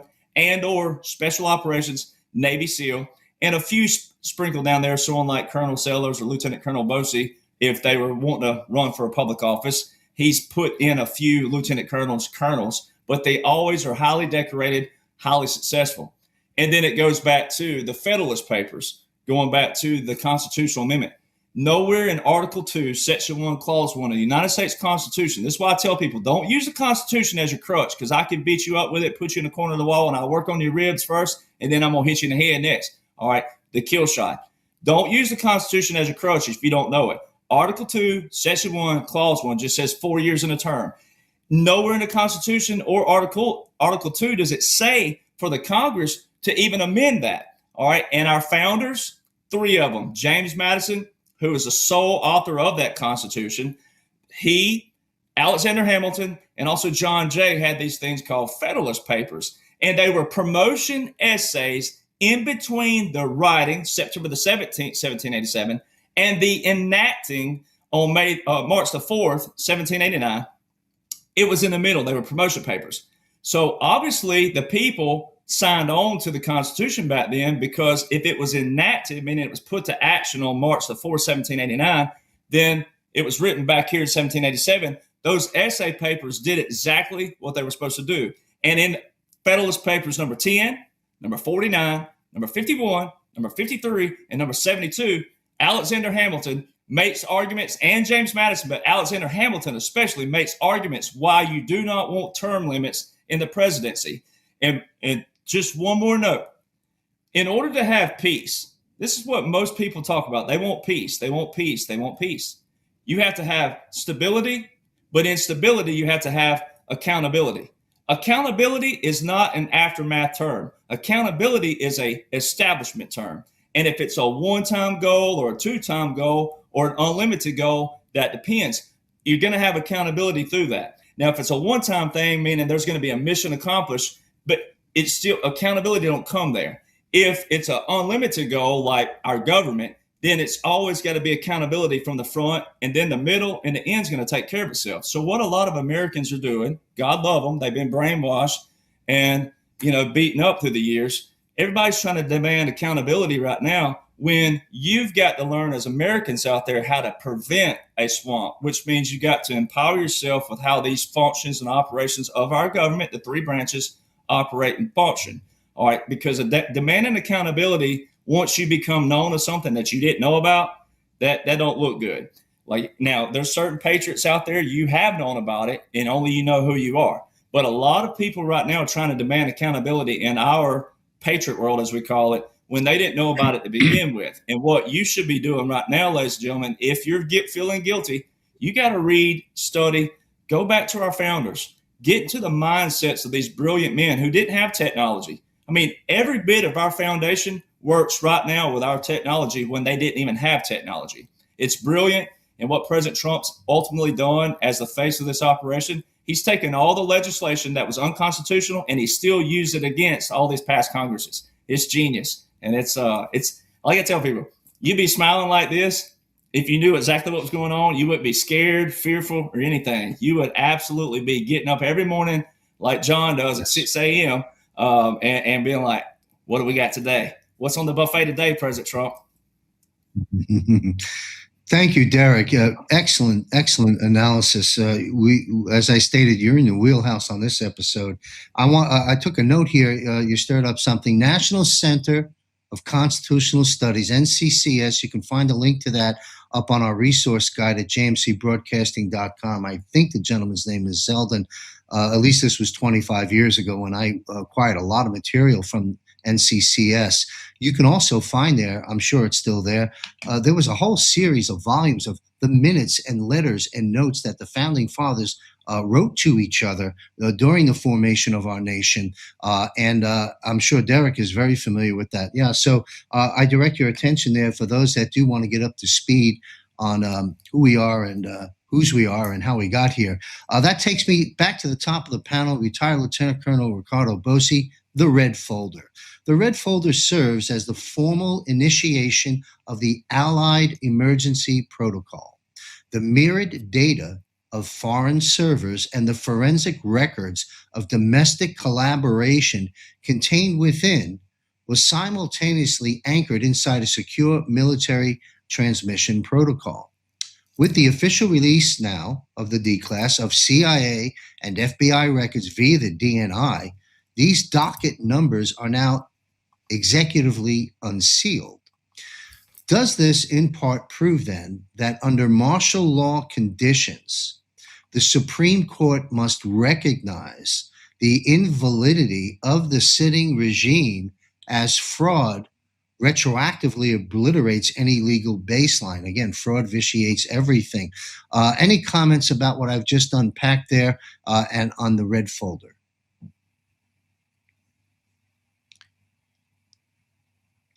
The red folders are wonderful. The red folders are basically, it's different classifications of documents go in different colored folders. Red secret, top secret. So that's the first thing. It gets your attention. You see a folder like that on somebody's desk in the department, you'll know that he's working on some stuff. And they're mostly red where we were. That's point number one. Point number two. Invalidating everything is exactly the point. This is the beauty of it. It links to that first point that we were making about what has happened to date has been part of a lie. And now this is the formal and very visible way of it coming down. And a short answer to your question, does the Supreme Court have to now agree that it's invalid? Yes, absolutely yes. Mm-hmm. And again, now the people look up and say, what do you mean it's all invalid? What's invalid? Everything. Absolutely everything. So it's fantastic. I love it. I just can't wait to see more of it. But that's because we've got lots to carry. I'll leave it there. But that's exactly right, John. That's exactly what it does. Thank you, sir. Colonel Sellers, you're weighing in on this Red Folder. Yeah, to what Ricardo just said, not only does it invalidate everything, it calls out the speed bumps that are out there to prevent the acknowledgement of the invalidation, meaning parts and parts of the Supreme Court themselves. So to have the invalidation happen, you're going to have the Supreme Court weigh in, and that will call out who the problems are on the Supreme Court. And then what do you do about it at that point? I don't know. Impeachment of the judges. Let's go. Game on. What a great point you plucked out of there. Thank you, Colonel Sellers. And yeah, game on, folks. Derek Johnson, back in your wheelhouse, the Red Folder. Well, the Red Folder is just a great visual for people too. It gives something to people to sink their teeth into. It gets their minds running, inquisitive, things of that nature. People who are paying attention. And then also we know red in Chinese, the three red banners is a signifier for communism. So it's also like it's a troll play by President Trump going that, again, he's using all their unconstitutional legislation against them. And then he's also redefining this new alliance that we're going to talk about later. And then also, like the Supreme Court talking about, people forgotten James Madison. Again, there's our founding father, sole author of the Constitution, the author of 29 of those essays of the Federalist Papers. He had to go into a Supreme Court in 1803. Now, this is how pathetic this is. 16 years after he drafted the Constitution, he's having to go into the United States Supreme Court to clarify what a law looked like. And you wonder why we look atrocious in America today. I mean, we're talking about the founding father who's the sole author. You know, that'd be like anyone like me or Lieutenant Colonel or anybody who's written a book having to explain what we wrote in our own book, right, that someone else adopted and was using. Right. And then they're trying to twist it and turn it. And we're going in there going, I'm the sole author. Pretty sure I know what I meant when I wrote this. And you're adopting this. So it shows that abuse has always got to be held by whom? The people, and accountability. It's a never ending cycle. Right. So the Supreme Court in 1803, they ruled on Marbury versus Madison that a law repugnant to the Constitution is void. Ooh, think how many laws we have in America that need to be voided out, right? And so when you have a Supreme Court that is absolutely going against the president, see, our founders, James Madison, the three branches, they wrote it just like this in this sequence. Now, they're co-equal to each other. One was not supposed to overshadow the other, but the legislative branch writes and passes the law. The executive branch enforces the laws. The judicial interprets the laws, all right? Recently, there was an article put out that, Hegseth, he wanted a bunch of yes men. Of course we want yes men, because if the president's doing exactly what he's supposed to be doing and not violating the law, then everyone under him should be doing exactly what the president's doing. And then you would have accountability there going, hey, if somewhere along the line you have a colonel or a major or a captain who goes against that law, then we can pluck them out easier, because if everyone else is doing what they're supposed to be doing by the law, they'll be easy to find the chicken with a different color. Right? Hey, there he is right there. This is the one. This is where the hiccup is. Why did you go against the law? So it's the same thing with the Supreme Court. The legislative branch, right? They confirm. So the president nominates the justices, right? And then the Senate confirms them.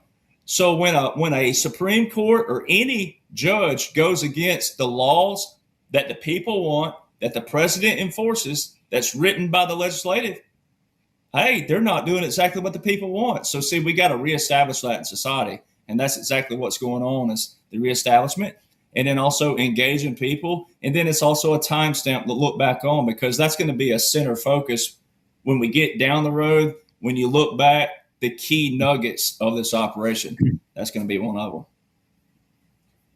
Thank you, Derek.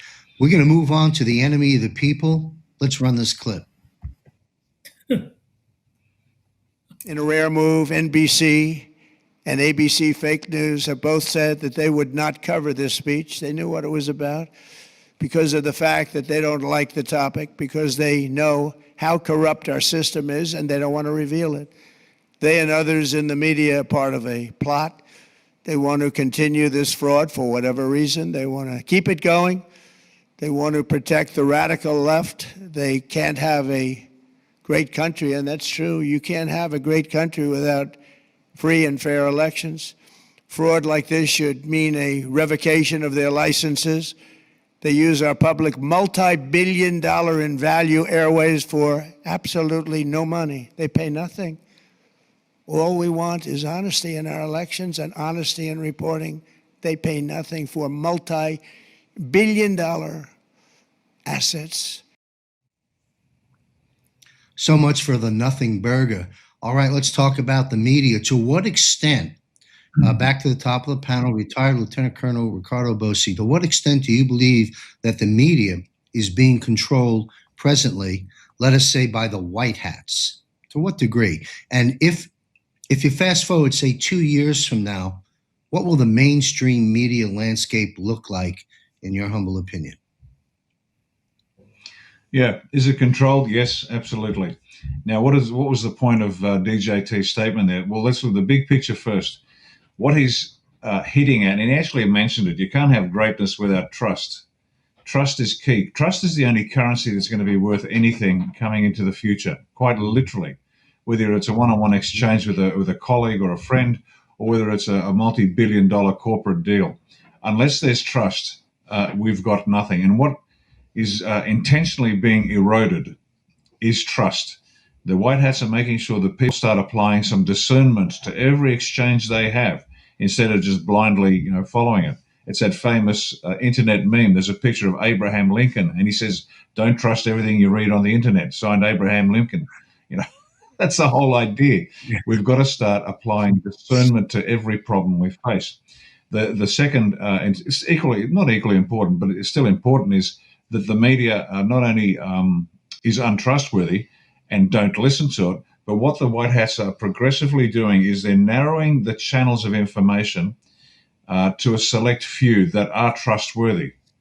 Not in the sense that they blindly follow DJT's line. They don't. But if you watch what is happening with some of the social media platforms out there, they're becoming narrower and narrower, and not getting the attention from the people, because the people are looking at them saying, "I don't trust. This is rubbish. I don't trust this feed. I don't trust this influencer. I don't trust this podcaster." And by necessity, people are now they're getting caught out too many times believing nonsense, including mainstream media nonsense, which will be left. And he's indicated that their license, their freedom to operate in the spectrum might be revoked. So he's telegraphing that punch. So when it comes, people go, "Okay, well now we know why they're off the air." So he's legitimizing a future action here. So it's trust, and it's something that we really have to step up as individuals, as families, as towns, as regions, as states, as nations. We now have to start really applying that measure of discernment, and only moving forward with the individuals and organizations whom we trust, who have demonstrated over time. And there are characteristics to trust. Trust isn't some vague and woolly concept. There's some hard measurable metrics by which you can assess the trustworthiness of people. Now, I'm not saying everyone should trust anybody. In fact, in my book, I wrote, "Never trust anybody." Not because they're bad, but because circumstances change. You trust this person, but next week, his wife gets pregnant and he's no longer reliable. That's what I mean. You don't trust anybody. But we all of us must always be worthy of trust by examining what it is to be trustworthy and living that life. And over time, that's where you get the trust from the others. And then we're in a position to actually move forward as a great families, and eventually great nations. Thank you, sir. That key word there is trust. And it reminds me of Captain Rob Cunningham, who's been on our panel once or twice so far. He talks about the QFS, and it, in part, it being a system that is a trustless system. And as you think through the use of that word in that context, it's pretty extraordinary. Colonel Sellers, do you care to weigh in on President Trump's view of the media? And again, my question also is, do you think the mainstream media is being controlled, and by what extent, by the White Hats? I hope it is. I mean, I want to agree with what Ricardo was just saying, that the White Hats are in control. And it might be true that they're in control of a lot of the stuff at the top, but there's a lot of tentacles that go down all the way through those organizations. And just in what I was doing research on different media outlets for today, for tonight, just to get some facts on things. I read some of the most ridiculous liberal articles as I was searching through stuff, which was just complete BS. I mean, it wasn't even remotely true, but they were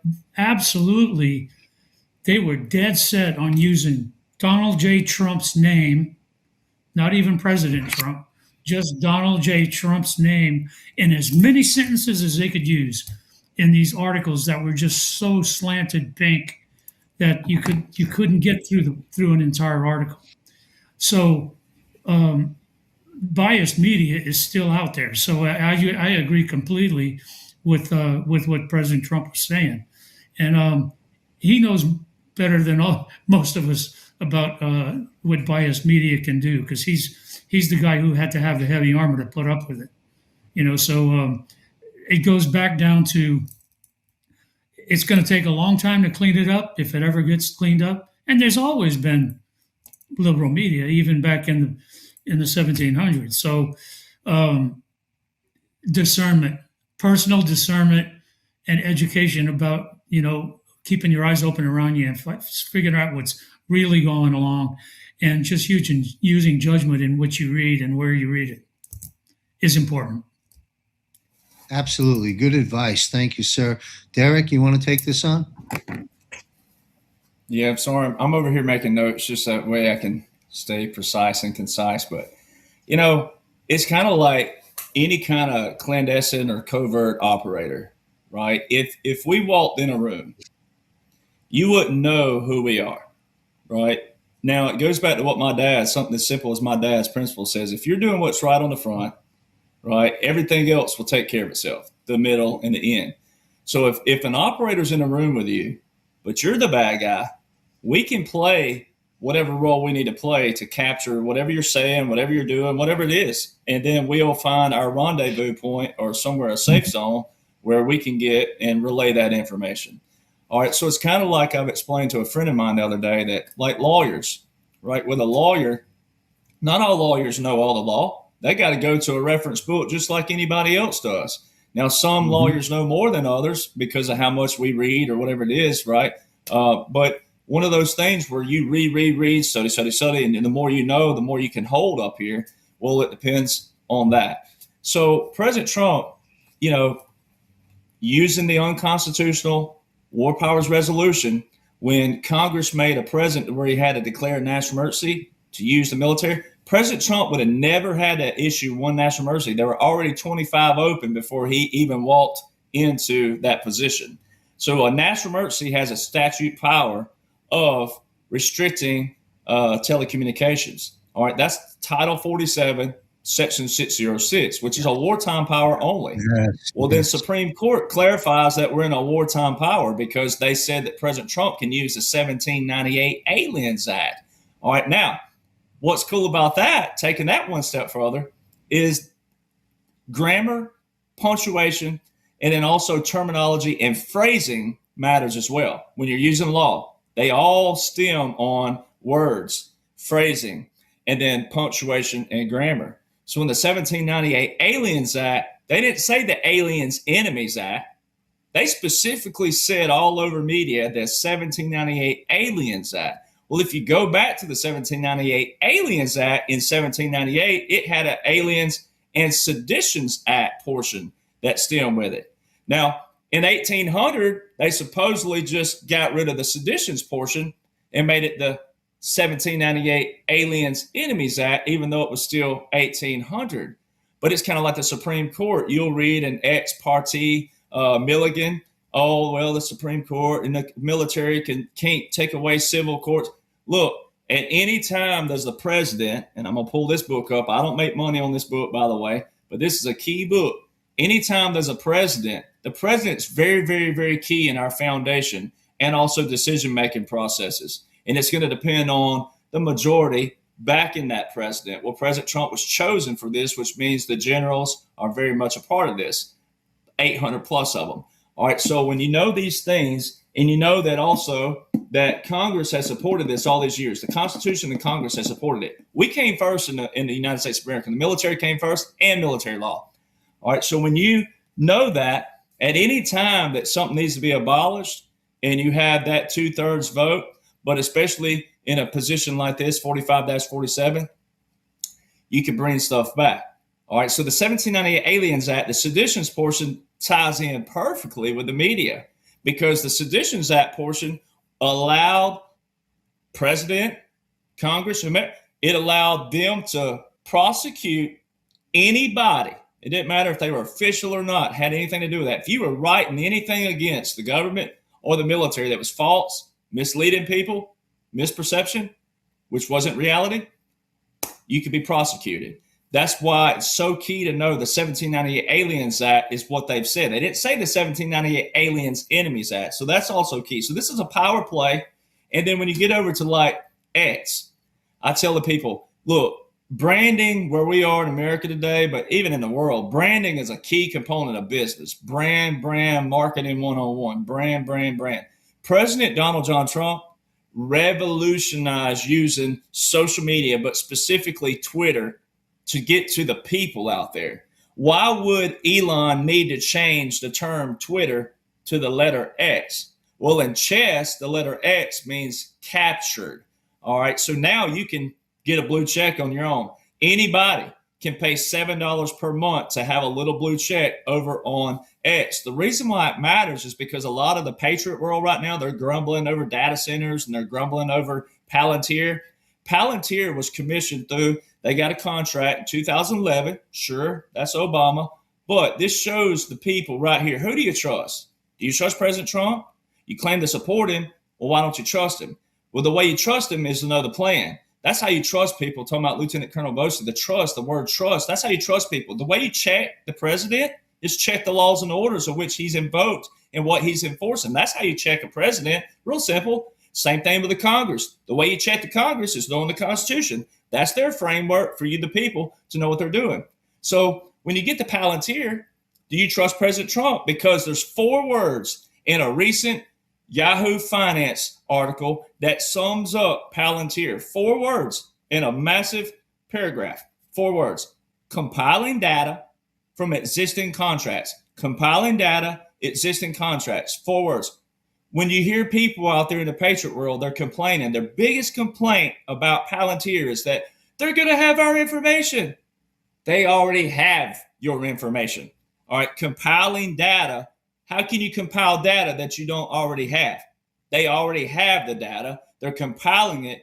And from what? Existing contracts. When was the contract written with Palantir? 2011. So you have 2 options on the table. You either want the old deep state back, you want Osama, your mama Obama, and his husband, Michelle, Big Mike, and Bill and Hillary and Janet Reno and all of them, the whole crew, resurrect them, bring them back to life, bring back Jimmy Carter, bring back all these people, bring them all back. You want that? Or do you want President Donald John Trump? It's real simple. So the media is being controlled right now in another kind of manner. It's a capture play, right? Some of them out there, they're all using the terms from the Law of War Manual. Never before in history has the media used Law of War Manual terms. The ones that don't use it, they may be still underseeing, hey, are you going to do right? There's a line in the sand. We've given you a chance to cross it. Are you going to do right? So it could still be something like that. But more than likely, again, this is a power play to wake up the people out there. Just like President Trump said with the Save America Act, call your congressmen, call your senators, call them and tell them to pass it. They're trying to see how many people are doing what they're supposed to be doing in that preamble of the Constitution, we the people. Well, thank you, Derek. Another great analysis. And I, for one, will take a pass on Osama, Yo Mama, Big Mike coming back to the forefront. Thank you for raising that. And that brings us to this clip from our Commander-in-Chief, President Donald J. Trump. We are all doing good together. That's why tonight, to show just how much I care about the press, and I want to save your ratings, I'm pleased to announce my intention to, and this is somewhat of a scoop, my intention to run for a 4th term as President of the United States. I will be doing that. I will be having an official, in fact, I think I have, I won 3 times. Now I'm going to do it again. Thank you. I'm going to do it again. It should be easy. I'm getting very good at running for president. No, I won 3 times, did very well the 2nd time, by the way. It's a rigged election, but we don't have to talk about it. It's interesting when you come back and you do a good job like we did, and you don't care about it so much, but we do have to tighten up these elections because they really are in seriously bad shape. All right, we've unpacked some aspect of this already, but we'll pick up some more pieces here. Let's discuss serving multiple terms again. 2020 was stolen. The 45-47, which, by the way, I believe Derek Johnson will go down literally in the history books for bringing that to the forefront. The 45-47, as I understand it, President Trump never conceded and was commander-in-chief operating mostly out of Mar-a-Lago at the time. We all know about, quote, Joe Biden and the auto pen years. Truth is, there was no Joe Biden. So can President Trump run for a third term? Truth be told, it would be his fourth term in a sense. And again, we visited this before, but let's clean it up. Any other contributory statements before we move into another topic? We'll take it at the top of the panel with Lieutenant Colonel Bosey. Yeah, Derek's already covered that. And Derek, you're a force of nature, mate. Absolute legend. So thank you for doing what you do so well. So I'll talk about something else. What he's doing is trolling them mercilessly. And it's an interesting fact of human nature that if you repeat something often enough, people just start to believe it. It's just, that's the way it is. And, I've won 3 times and I'm going for a 4th time and people go, okay, no problem. So he's trolling the bad guys mercilessly. And this understanding of marketing, as Derek said, and branding and you're staying in the front of mind of the people in a particular way. It's extremely powerful. When someone is in the media, for example, and they're put in a frame, this is a military expert, this is a political expert, this person knows how to change ties without getting his hands dirty, the people will put you in a box, and you're in that box. If you try to go outside that frame, you can do it, but it takes a certain amount of effort. And you go, I can only political, he's also military and can change a tire. So I'll listen to him on a range of issues. DJT is the master of his frame is so broad, so high, so deep, so wide that he could say, I caught a catfish with a bobbin of cotton and a paper clip, and people go, yeah, probably, because he's so out there. He's so outrageous. He's so on the front foot from wrestling on stage. And everyone knows it's an act, it's a show. But this was a progressive expansion of DJT, the character, the man, the myth, the legend, this amazing, again, force of nature, because he is. And so when it came time to elect him, the people said, sure, why not? Why can't he be the president? He's everything else. And he's still doing that. He's expanding this frame, which once people have that expanded frame of an individual, they allow great latitude to that individual. So it's a very powerful tool that he understands and has been using well for many, many, many years. So, I'll remind our viewers of the 2016 campaign when Marco Rubio and Donald Trump were contenders for the nomination, and Rubio, they're taking swipes at each other, and Rubio talked about demeaning and making less of, you can have these red hats out there, like you can wear all the hats you want, right? Well, you know what? History has shown us the use of the variations of that red cap by this commander-in-chief have been extraordinary from day one to the cap he just put on for us. But anyway, Colonel Sellers, what's your view? Anything else to pick up on? Can President Trump run for a third term? Truth be told, again, it's the 4th term. Absolutely, he can run again. There's historical precedents for it. And what's beautiful about this was I always knew from the day he walked into office 4 years or 12 years ago or whatever the hell,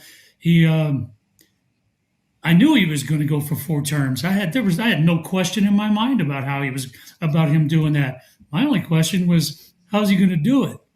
And, because I know that there's some legal things that have to happen first, like the 22nd Amendment needs to go back in the trash can where it started, and pull back the historical precedents of, go back to Roosevelt. It makes it simple. He had 4 freaking tours in office. Mm-hmm. Yeah. Okay, so, not Teddy. That's Franklin Delano. There's precedent for it. There always has been precedent for it. I think he knew it from the day he walked into office that he was going to be in this position. And I'm glad he's in this position, because not only is the best guy going to get that job again, but he's going to set the system straight that was set awry so many years ago when the corporation took over. And now we get to go back to the republic in the sense that it was meant to be by the founding fathers. And we would never have that without this guy at this time in history doing what he's doing. God chooses some people for certain things in life. He's done it before. Charlemagne, I don't know, go back in history, pick some out. Donald Trump's one of them. And he's going to set this thing right. Great points. Without question, God doesn't make mistakes. Trump's the anointed one. And I've always said it, and I'll say it again, having acknowledged our creator first. No Trump, no hope, folks. Thank goodness he's there. Derek Johnson, your views on this subject as we'll take it into a new subject in a moment. Well, I'll just put the cherry on top since we've already kind of covered it, but people have already accepted the third term when, they heard that speech, because most what I saw on social media, people were already accepting because they're like, he can't do that, or heck yeah, let's go. And they didn't realize they accepted the third term. But to put the cherry on top for people out there, it goes back to, again, the left. The left can't say that he's doing this, just to make himself look good and all these other things, because military. If you don't like the military in any country for that matter, but because majority of military, once it's cleaned out, and they've cleaned it out, he's got rid of all these ROTC from these woke colleges and all these things. Are cleaning that out. The academies are being cleaned out. We're getting merit-based back into everything, education-based, but basically education, not just education, but education like from the colonels here. You got to have feet experience. Right, you got to have actual experience. That's what kind of commanders needs to be teaching in these roles out there. People who have been in the military, have done a few things in their life. Right, it's like me. I won't sit up under a preacher that don't have gray hair. I want someone that's lived some life. I don't want some guy my age telling me about life. I want someone that's lived some life. Right, so the left can't claim this stuff, and here's why. Here's a simple timeline. After that big order, the 13959 that we wrote down earlier, on December the 7th, President Trump invoked the continuity government with Executive Order 13961. All right, that was the Federal Mission Resilience Strategy. 3 days later, this is very important for people out there. You either love the military or you don't. It's really that simple.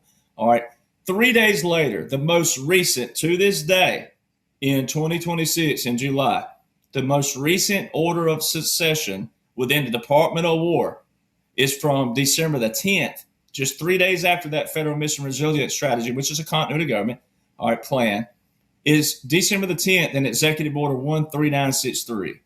Every single president, even Osama Yo Mama Obama, had an order of succession.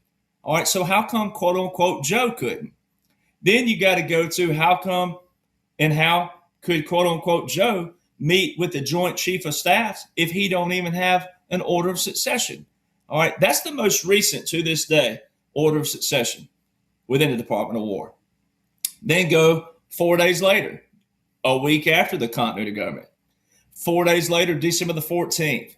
All right, President Trump has never lived in the great state of Texas that Fulberg Colonel here, Mr. Sellers, and I participate in a lot. He lives there. I live there.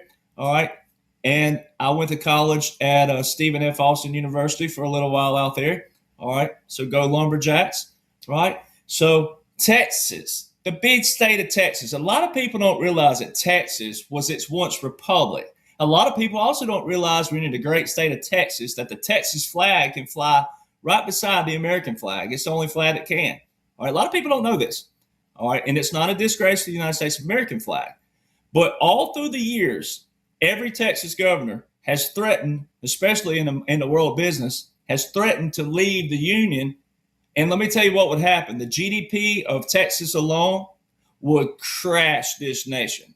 All right. So a lot of people don't realize this. That's also why President Trump keeps alluding to all these different companies going to leaving California. Where are they going? Texas. All right. President Trump on December the 14th, 2020, filed via the state of Texas through the Supreme Court a lawsuit against the 7 swing states of 2020.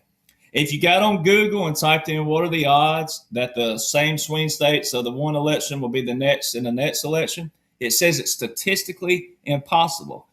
Then how did it happen in 2020 and 2024? All right. So 2020, November the 3rd. All right. Move up here to November the 5th, 2024. And right dab in the middle of it all on December the 14th, 2020, which ain't really even in the middle. It's right after the 2020 is this lawsuit. And then President Trump mysteriously lost the 7 in 2020, but won the same 7 in 2024, right? And then right after the Executive Order 13848 with a national emergency, way back in 2018, before the 2020 election, the National Guard, in the first time in United States election history, the National Guard are going out to election polls. All right, there's also a code in Title 18, which is federal crimes, that prevents soldiers from being at the polls for other reasons. We may be trying to persuade someone to vote a certain way. We may be in uniform, violating our uniform and our oath. All right, so there's already a code that absolutely abolishes any kind of soldier, prevents any soldier from being at the polls. So they have to be on official capacity, official duty. All right, so you hear all these mainstream articles right now talking about the federalization of our elections. Our National Guard and Reserve components, ladies and gentlemen, have already been federalized because 21 to 25, there's not one single Title 10, Title 14, while we're at it, Coast Guard, or Title 32 funding by quote unquote Joe. So how are the National Guard at the border in Texas? How are 14 states deploying when President Trump was down there in 2024 to Texas? It's not possible, ladies and gentlemen, unless there's a unique, special strategic operation going on, which is your 45-47. All right. And why, again, with quote unquote Joe, why would they have the National Guard at the polls in 2022 and 2024, continuous with the 2018 and 2020? That would make no sense whatsoever unless the 45-47 is a strategic special operation, which it is. So, yes, he can most certainly serve again. Whether we abolish the 22nd or not, it's a strategic operation. So either one you want to slice a pie, yes, he most certainly can. Excellent analysis from this entire panel. Thank you, Derek. Well, I hope we provided some value for our viewers on this very important subject, macheting through the madness that's permeating out there because of the great unknown and because of disinformation and false information. I grew up with the Encyclopedia Britannica. Folks listening to this show are growing up with Encyclopedia Derek Johnson. Thank you, Derek. I want to move on to the midterms. This can be perhaps a brief answer from our team on this. The midterms. Okay, so the voter rolls in over however many counties we have, 3,000, 4,000 counties. President Trump, not too long ago, called out each county and saying, get your voter rolls straightened out, get the books right, clean it up, get it going. To the best of our knowledge, virtually nothing's been done. So we have that sitting out there. There's a hanging chad. So that leads me to this. We're speaking about the midterm elections. Will an insurrection act be called? Will the national declaration of a national emergency specific to election be put forth? Or will there be a delay for a host of reasons till it gets sorted out? That's the question. Really comes down to these three options as I see it. But what are your views, Lieutenant Colonel Bosey, sir? Yeah, I've said publicly before, I don't think there'll be the midterms. Now, the method by which they won't occur, I don't know. As every commander knows, you only make a final choice of action to a course of action when it's time. There are any number of ways to do it. A smart commander will wait. How? Don't know, but I have seen nothing in the last little while to change my opinion that there will be no midterms. It's not to anybody's advantage for it to occur. It's an excellent opportunity, on the other hand, to demonstrate the flaws in the system and seriously commence the public's involvement in the understanding of the cleanup that is required. And to Derek's earlier point, for all of us to step up and to Colonel Sellers, that we have to personally start getting more involved in all of this stuff, not just the United States. This applies to Australia as well. So the lessons are international, and we're all looking to the US example, but that's my take. They won't occur. Thank you very much. Colonel Sell, is your view? I think Ricardo's right, and he goes back. I think we said it on one of these shows before. If they can't give a reasonable guarantee that these things are going to be fraud free, they shouldn't happen. Because why would we want to step back into that minefield again? We'd be better off, like you said, calling out the inconsistencies and all of that stuff, and then addressing them, and just not having or delaying it, whatever. But I don't think they ought to have them if we can't get a reasonable guarantee of non-fraud. I agree, and I failed to mention the SAVE Act, and I guess I failed to mention it because I don't think it's going to pass, and we're left with potentially these three choices, and so far the panel concurs, and other folks like Juan O'Savin and many people I speak with on and off air, that there will be a delay, I'm happy to, whatever takes place, as long as we have free and fair elections. Derek, your take? Well, Elon made a post that he said if the Save America Act doesn't pass, that would be high treason. President Trump had reposted that. To the best of my knowledge, I saw that, but I know Elon had put that up. And, everything coincides, right? Because Starlink and our systems, our Space Force, all the different systems that are going together, the Army transferring all communications over to the Space Force. There's so much stuff that coincides together. It's like the Colonel said there, it's like with a commander, they're going to make a decision right at, and we're talking about trying to show people too that, look, there's the theater that's going on, and then the real time, that the real actions are not in real time, right? So what we're talking about here is like most Americans will be going to the polls in November, right? Which will be a real time in that sense. They already know what's going to take place, in my opinion, because of the communications of the National Guard and what the National Guard's been doing in the past 4 elections. All right. So it's kind of like with business, right? And then also TV shows, you have analytics, you kind of know what certain audiences are going to do, et cetera, et cetera, et cetera. So it's the same thing with stats and data. That's the whole reason why we have statisticians. They kind of know what's going to happen. But, President Trump's trying to get the people involved. That's the biggest thing. It's like knowing what your power is. I always ask people when they want to ask me something, I'm like, first off, did you vote? If you don't vote, why are we having the conversation? Right? Because that's one of your biggest allies for your opinion is, did you vote or not? If you didn't vote, then there's no reason for you and I to have a conversation. To say your vote doesn't matter, that's the whole reason why we're trying to clean up the elections. It's because of that reason. So there's always this, like what President Trump calls the weave, we're weaving all of this together. Insurrection acts and all those things, there's already the national emergency for election interference in vote, right? And with the national emergency, you have 120 statute powers that the president can most certainly use. He's using those. He's been using those. The National Guard at the polls already is a big deal, all right? Because when the American people, the American public get educated on how big that is, then they'll realize that, hey, we had to use this. Was that unfortunate? Well, that's a matter of opinion. I don't think so. But that's already there. That's already in play. Now, will they use the emergency alert? I've heard that too. I've heard a lot of people using that in podcasts, different people. I don't know. I think it would be a great way to educate people. I think it'd be a great way to get everybody on the same page at one time. But I guess it depends on what the next power play is by President Trump and the face of what he's doing theatrically, but also real time. And then also using the media, White House Correspondents' Dinner, and the media sitting there, these journalists and all these people. What an ultimate Powerball move, right? Because now for real time, but also theatrical, whichever side you're at right now, wherever you are, ladies and gentlemen, it still works both ways. Because now it's that old saying, well, the rubber meets the road. Now we're going to see what the media starts putting out there. Because in 2020, I have on everybody's got an iPhone these days. And I don't subscribe to, I can't remember exactly what the name of that news outlet is on Gmail, and I don't have that immediately pulled up, but it'll give you a sample of it. And if you click on it, say, hey, to read more, subscribe.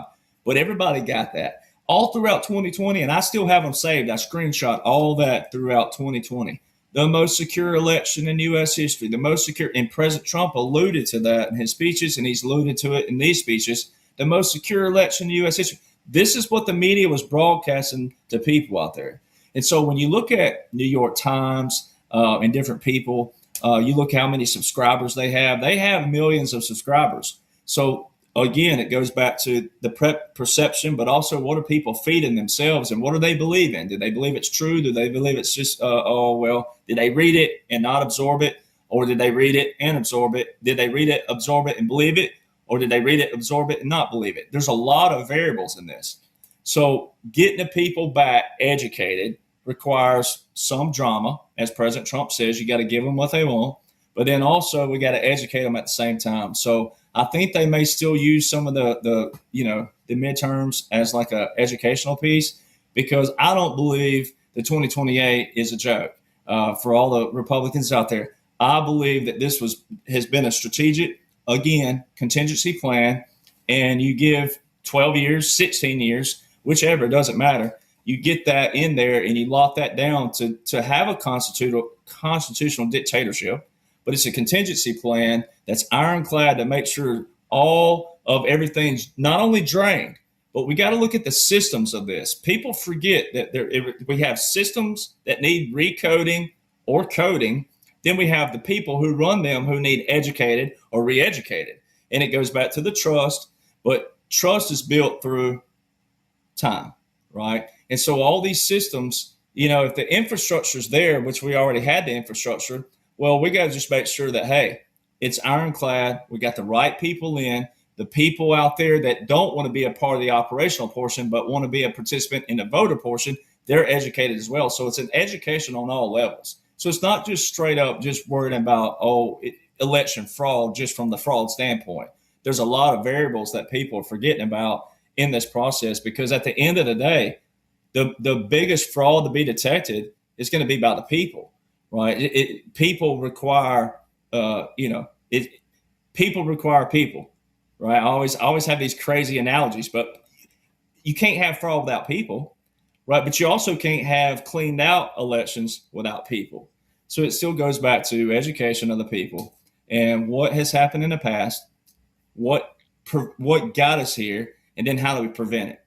And it's always going to go back to prevention.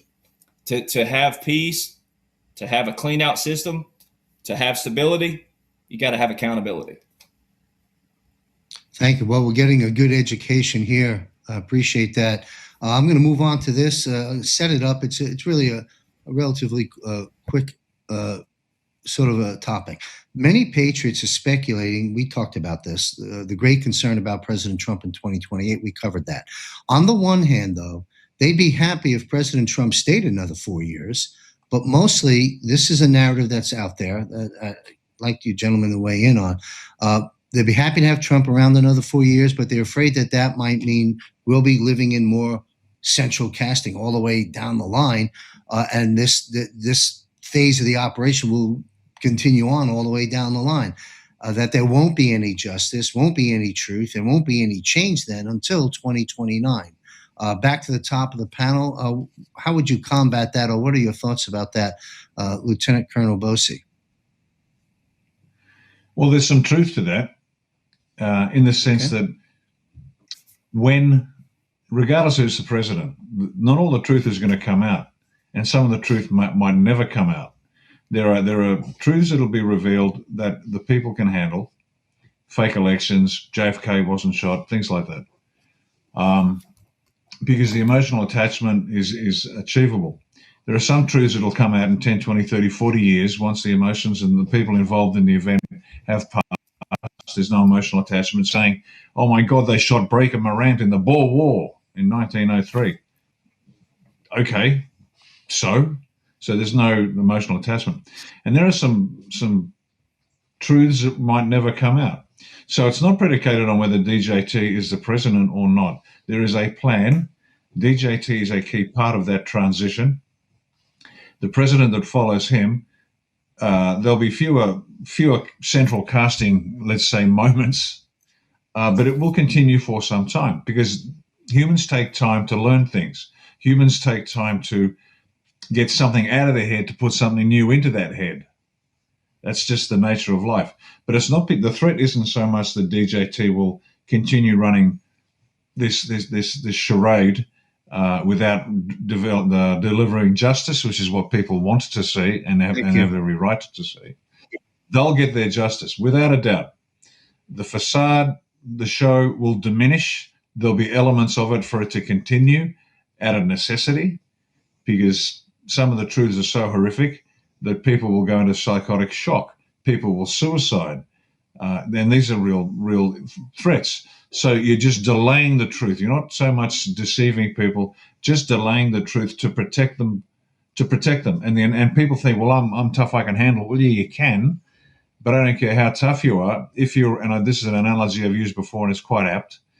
If you're in a labor camp in Nazi, you hadn't eaten a solid meal in 3 years, the moment the Allies threw the gates open, if they'd fed them all steaks, the people would have died. The digestive system simply couldn't handle it.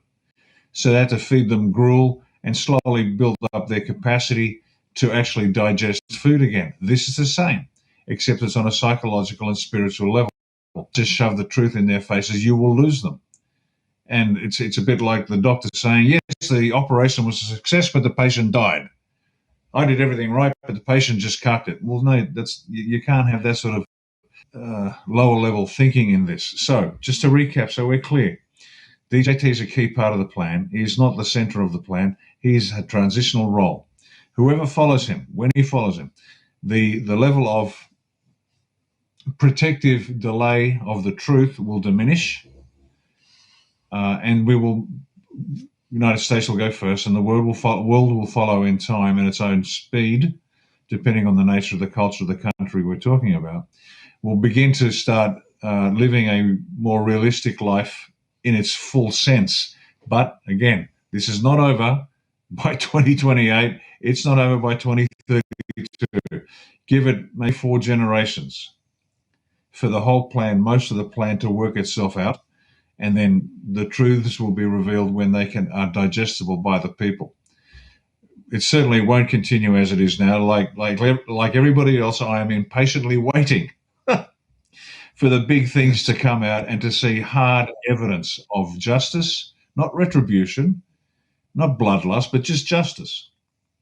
Impatiently waiting to see that justice delivered so we can genuinely understand that we are now transitioning into a different world, if that helps out at all. Well, that was great insights, great analysis. Thank you very much. And your analogies really brought it home. Colonel Sellers, you care to weigh in on this? Yeah, I would just add to what Ricardo's saying, that you can't look at the domestic situation in the country alone. I mean, you have to take it in the context of other things that are happening in the world. And right now, the U.S., we are in our military posture worldwide right now is more intense than it's been. Our stature and what we're doing militarily in the world, more than it's been in decades. The scale of simultaneous engagements around the world is historic. We've got two carrier strike groups in the Arabian Sea doing operations with 50,000 people involved there. We got operations going on in the Caribbean. We have not stability, but rapid response capability floating in the West in the Indian Ocean. So I think you need to take it all.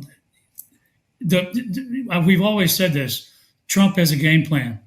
He's got different portions of his campaign. You've got the domestic portions. You've got some political portions that are international diplomacy, international politics, military side, and just the scope of the military side is part of that plan. All of it goes together as part of his campaign plan.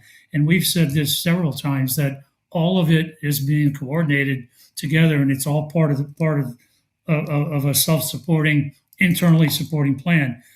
Just the budget for 2026, the Department of War budget, I think it's an increase of, I think, 18 billion over last year. Just this year's budget for the military is 961.6 billion. So, I mean, there's hundreds of operations going on worldwide. So I think we just need to take it all in context that it is a coordinated campaign that Trump's running, and the domestic side is just part of it, and the military side is part of it. Well, thanks for bringing that narrative to the forefront. Unbeknownst to me, how many operations are going on and to what extent around the globe. I'm sure many of our viewers have just learned of that for the first time. Thank you, sir. Derek, you want to pick this up before I move into the alliance? Oh man, this is my Lieutenant Colonel Bosey moment with his jock straps in the purse little saying. That I've heard everything. I've heard that, oh, what if Trump's a psyop and what if he's not real? He's been taken out years ago. The Patriot world has rabbit holed every rabbit hole, and all they do is run down there to the rabbit hole that's got a rattlesnake in it, though, most of the time, right? The rattlesnake that says, you know what, forget all this hard work. I'm just going to go in a hole that's already dug that has a rabbit in it, right? Why do I have to sit out here in the hot sun and wait for a rabbit to hop along? I just go in a hole. So you got to be careful sometimes these rabbit holes. Now, I had a sergeant that before I went viral and all this stuff happened to me, I had a sergeant. He said, hey, everywhere you go, always remember our brothers and sisters that have fallen. And I wear the bracelet of one of those on here, one of my sergeants, right? And he always had to say it sucks to suck, right? He said, I didn't sign you up. I didn't take your right hand and scribble your name right here, boys. You're here because you want to be here. And if you don't want to be here, well, it sucks to suck because you're here today and you're going to do some work today. All right, well, look at people. What's the end goal here? You ain't nothing you can do about it. You in the seat over there, you ain't in the driver's seat, you in the passenger seat. President Trump is your engineer, all right? And we're talking about like a train engineer, all right? And the train left the station a long, long time ago, all right? And there's nothing you can do about it. So you can either be a participant or you can be a complainer, but you ain't riding on the train with me, right? If you get off of my train, you can go on back to the caboose back there where you belong if you're going to whine and complain. And we're going to find a way to get you out of our car back to the caboose. All right, that's the way I look at that. It's like, what are you going to do about it? So what is our end goal here? If you're complaining right now, it's because the American people suck at prevention. All right, it goes back again to what I'm talking about accountability. It's because the American people sucks at prevention. So everybody's wanting to arrest. Well, where were you 10 years ago?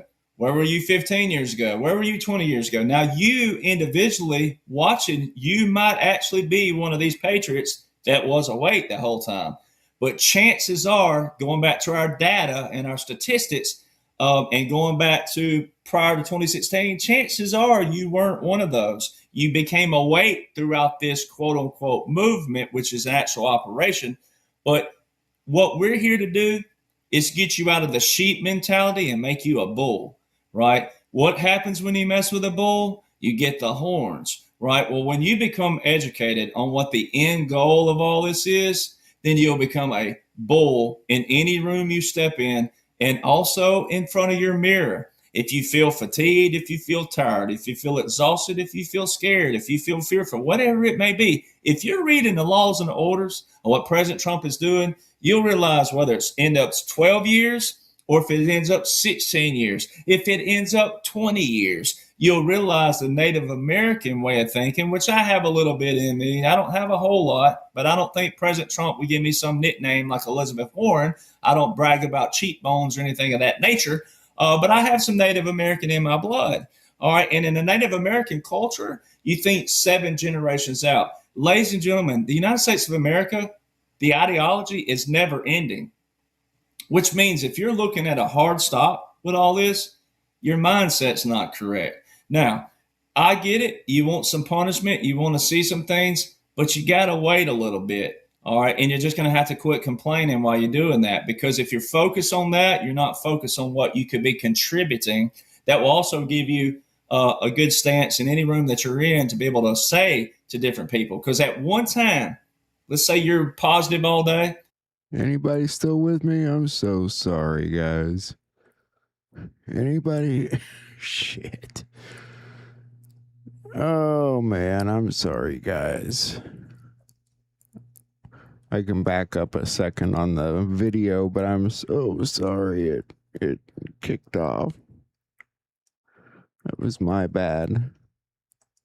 All right. And the train left the station a long, long time ago.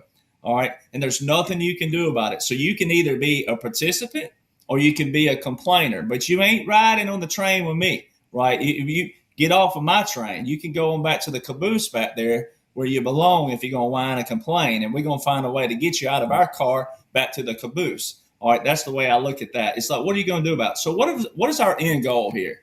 If you're complaining right now, it's because the American people suck at prevention.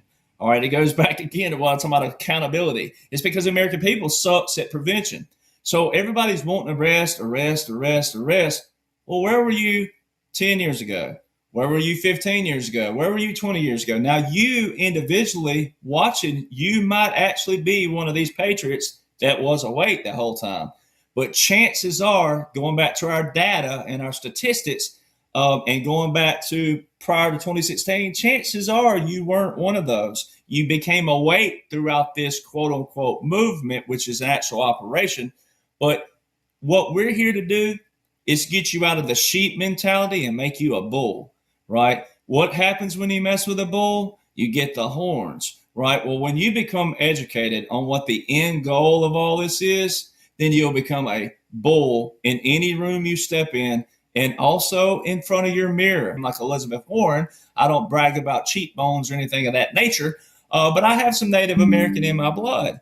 All right. And in the Native American culture, you think 7 generations out. Ladies and gentlemen, the United States of America, the ideology is never ending, which means if you're looking at a hard stop with all this, your mindset's not correct. Now, I get it. You want some punishment. You want to see some things, but you got to wait a little bit. All right. And you're just going to have to quit complaining while you're doing that, because if you're focused on that, you're not focused on what you could be contributing. That will also give you a good stance in any room that you're in to be able to say to different people. Because at one time, let's say you're positive all day and then you have a bad moment, but it's around somebody that is trying to learn, and you have a weak moment and you slip up, and you just say, I don't believe this anymore, you're going to lose the people that you're trying to help. This whole thing is about getting to people, right, to show them how to prevent a swamp, which, again, goes back to accountability. And that's how you're going to attain stability, all right, not instability. And that's all you've seen 2016 and prior. I mean, it was tumultuous. It was chaos. And I always say chaos plus division equals power acquisition. You don't want to be that power acquisition. You don't want to be that portion. You want to be in a power acquisition of what President Trump's doing. We are absolutely in a resetting of the Declaration of Independence right now. We're in it. You're in the middle of it. All right. You're on the latter part, not the beginning part. You want to be a part of history. All right. You want to be positive the whole way. You want to be attentive the whole way. Then you got to be positive. All right. With your mindset. So, all this business about President Trump and the central casting and, it's just going to prolong and this, that, and other, you're going to be a part of it anyway because it's out of your control.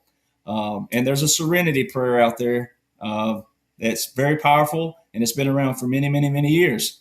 All right. So you're a part of this no matter what. So how do you want your legacy to be with your mindset? That's what I got to leave for you. Thank you. And for those few folks that take their swipes at Derek Johnson, I will say this. The way I see this is quite the opposite. I see Derek Johnson as grounding us, trying to get us to the truth, we can ground ourselves. And ultimately what he's doing, if you don't mind me saying, is trying to unite us through this operation. And I, for one, thank you for that, Derek.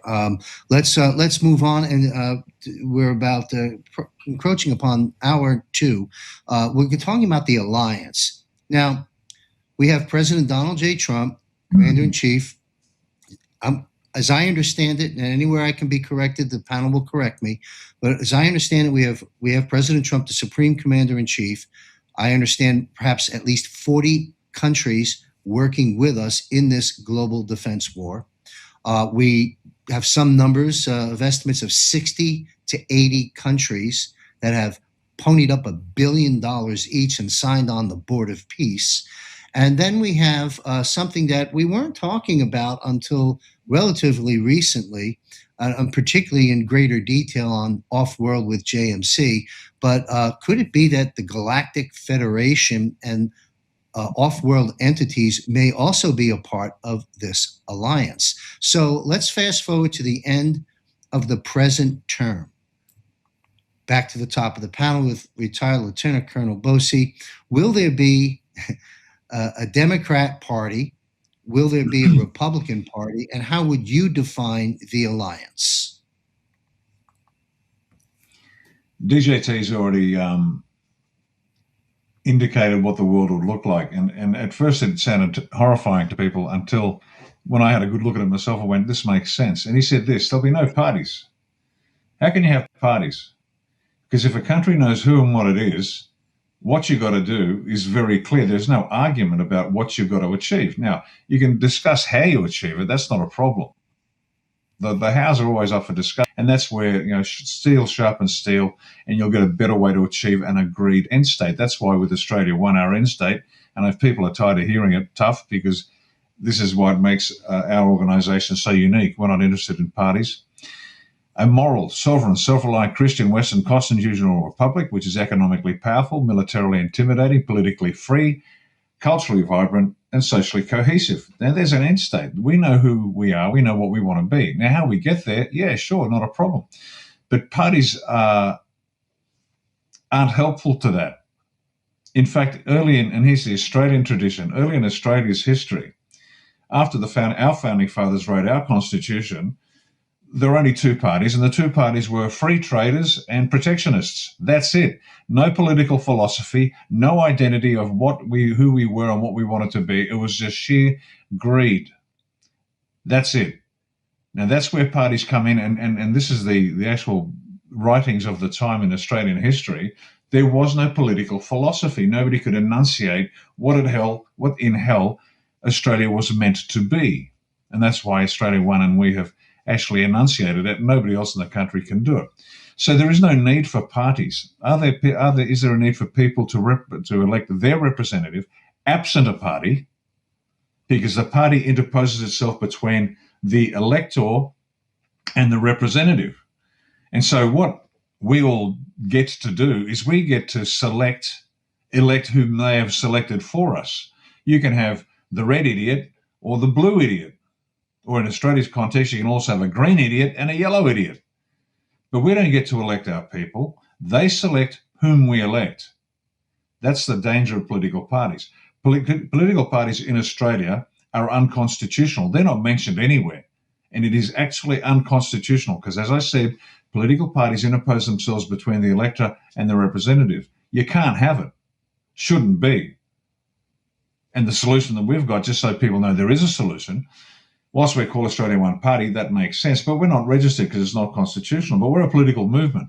What we'll be doing is preparing people through civics training to become the best possible representatives for their local community. And we'll make sure that they understand their responsibilities as representatives. Policies that we believe are in the best interest of the country to create this moral, sovereign, self-reliant, etc. nation. And then we set them free. We don't control them. It's up to the representative who is then subsequently elected to win and maintain the trust of the electorate. And if they don't, hey, tough. You wanted the job, that's it. And so parties have no place in any system. Now, a constitutional republic doesn't need parties.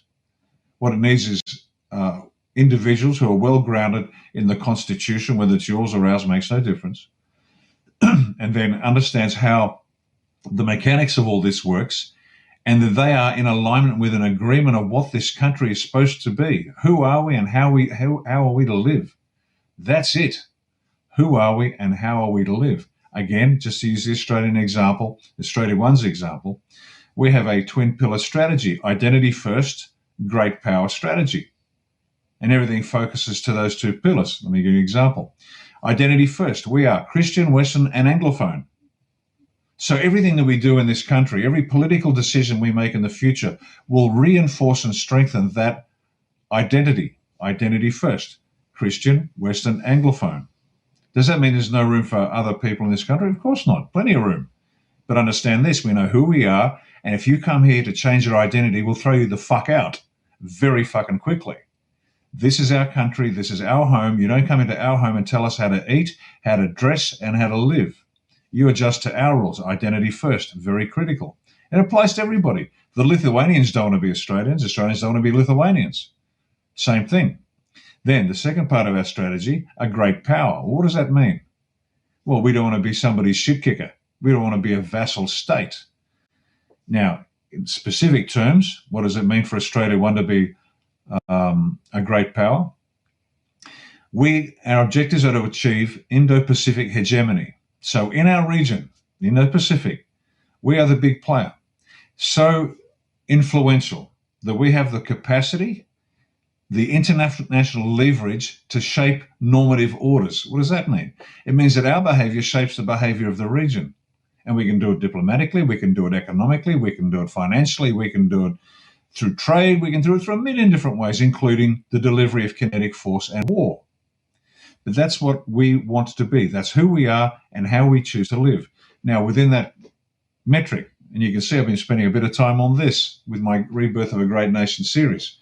Within that metric, we know exactly who we are, what we want, and it allows then the people to sign up to it and say, okay, I like being a moral country. I like being a sovereign country. I like being self-reliant. I like. And so they like the end state. And now let's get to work and create that for ourselves, our children, and our grandchildren. So that's the party's bit.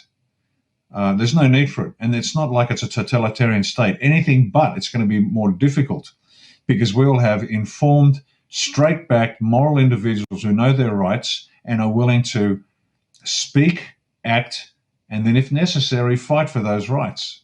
So this is anything but a single-party state. This would be a nation-state, nation being the people and the state being the political apparatus that binds it all together. So that's part one of your question. Part two of your question, the alliance. This is great. This is great, the alliance. I love it. Let me give you a short tip on how wars are fought and won. Not lost, won.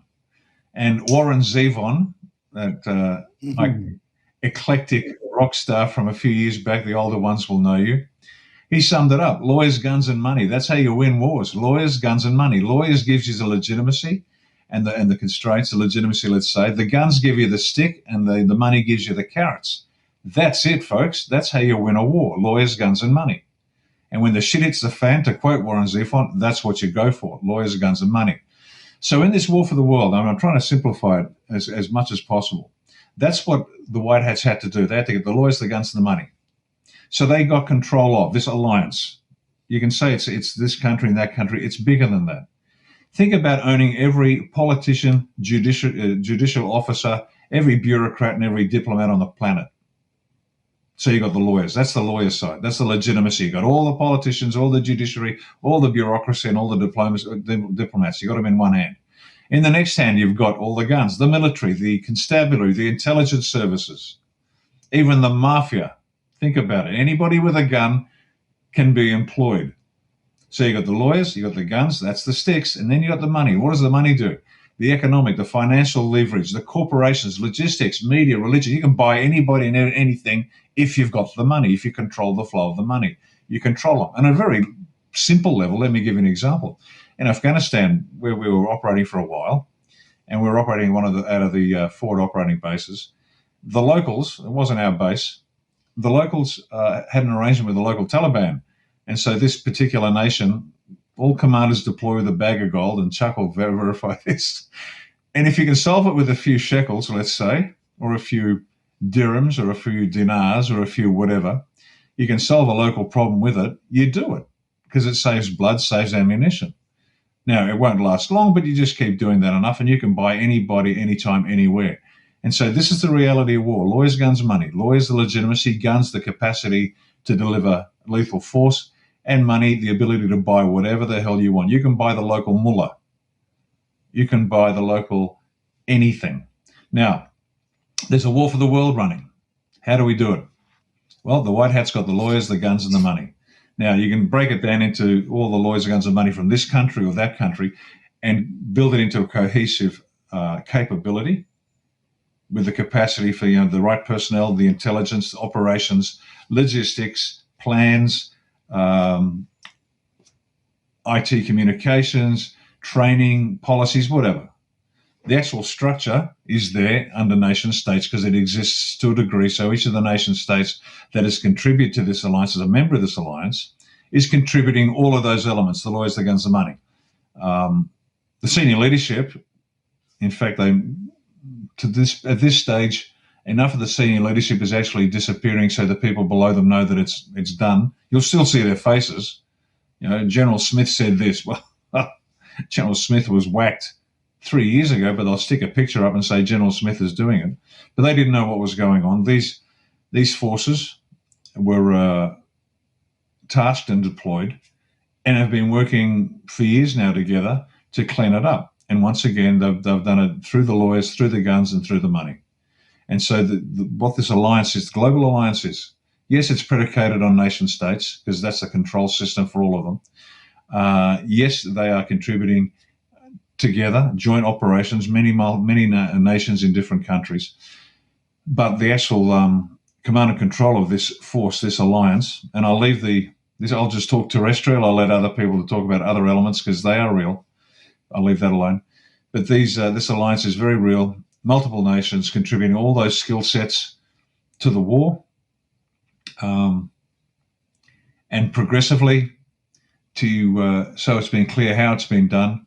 It's a combination of covert, clandestine, and conventional operations. Conventional ops is just well-trained soldiers squeezing triggers. Covert is conducting operations which the operation occurred, but you don't know who did it.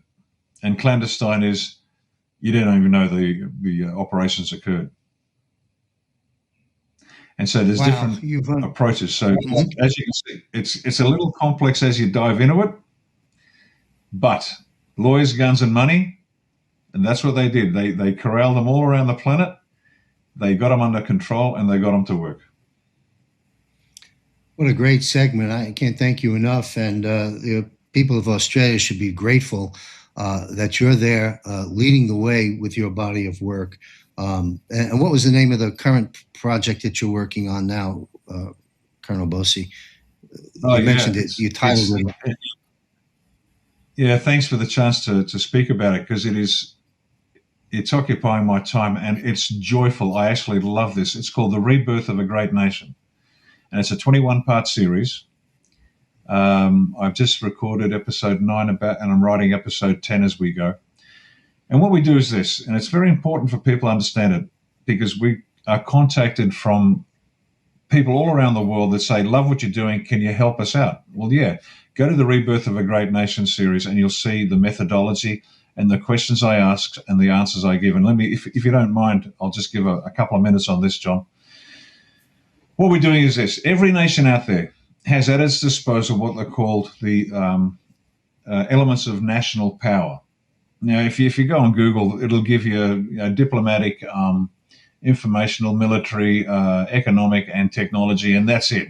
Well, that's tactics for tiny tots. And so what we did is we broke it down into 19 elements of national power. And it's like going into your granddad's shed when you're a little boy and you see all of these tools on the wall. And they're all well maintained, they're cleaned, they might be old, but they're cleaned and in good shape. And you're just overwhelmed by all of these tools. What do you do with this, Granddad? And what do you use that for? And what do you use that for, Granddad? And if he's half the handyman that he thinks he is, he's got a use for all of them.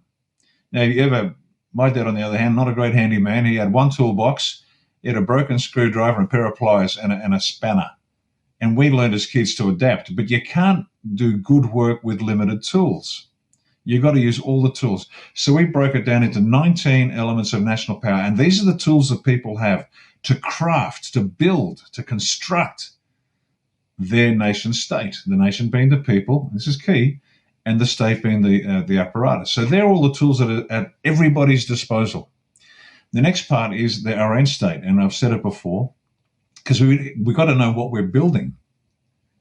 What are we building? We're building a car, we're building a yacht, we've got all these tools, but what are we building? And in our case, it's a moral, sovereign, self-reliant Christian Western constitutional republic, which is economically powerful, militarily intimidating, politically free, culturally vibrant, socially cohesive.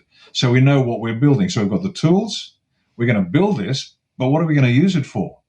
And this is where we have the twin pillar strategy. Identity first, great power strategy. And so the tools, we build this, but we're creating this world. Who are we and how are we to live? And we want to be who we are, and we want to live on our feet. So this is the Rebirth of a Great Nation series. John and his great team at JMC Broadcasting have assisted us. They provide the system to record and promulgate it. That's because we were shut down. The first, I think, 3-4 episodes were just constantly shut down by malevolent forces that hate the idea of the people of planet Earth taking charge of their own destiny. But John and his team have stepped up, and we're deeply grateful to you, John, and to all the people behind the scenes to make that happen. But it is such an exciting project that if you're getting to Derek's excellent point, that if you're whining and complaining, get to bloody work. I mean, I get up every morning and I can't wait to get stuck into the next episode, because we at A1 are future focused. We are creating our destiny, and it's fun doing it, and it really helps us grow. Now, please understand, I'm not suggesting that what we are putting down in this series is going to transpire. None of it might come true. There might be some other forces at play that direct a completely different end state. It doesn't matter. In the process of creating this series, and then all the A1 people are getting into it, they are growing as individuals, and it makes them more capable of creating whatever they want to create down the track, whatever the circumstances might be. This is what it means in our organizational method, our intention, purpose, method, and state. And again, please copy this and make it your own. A1's intention: to save Australia. Simple. Mission statement, very short. The end state you've heard: moral, sovereign, self-reliant, etc. The method, though, is this, and this is where it's key to go through the process. If you want to learn something, teach it.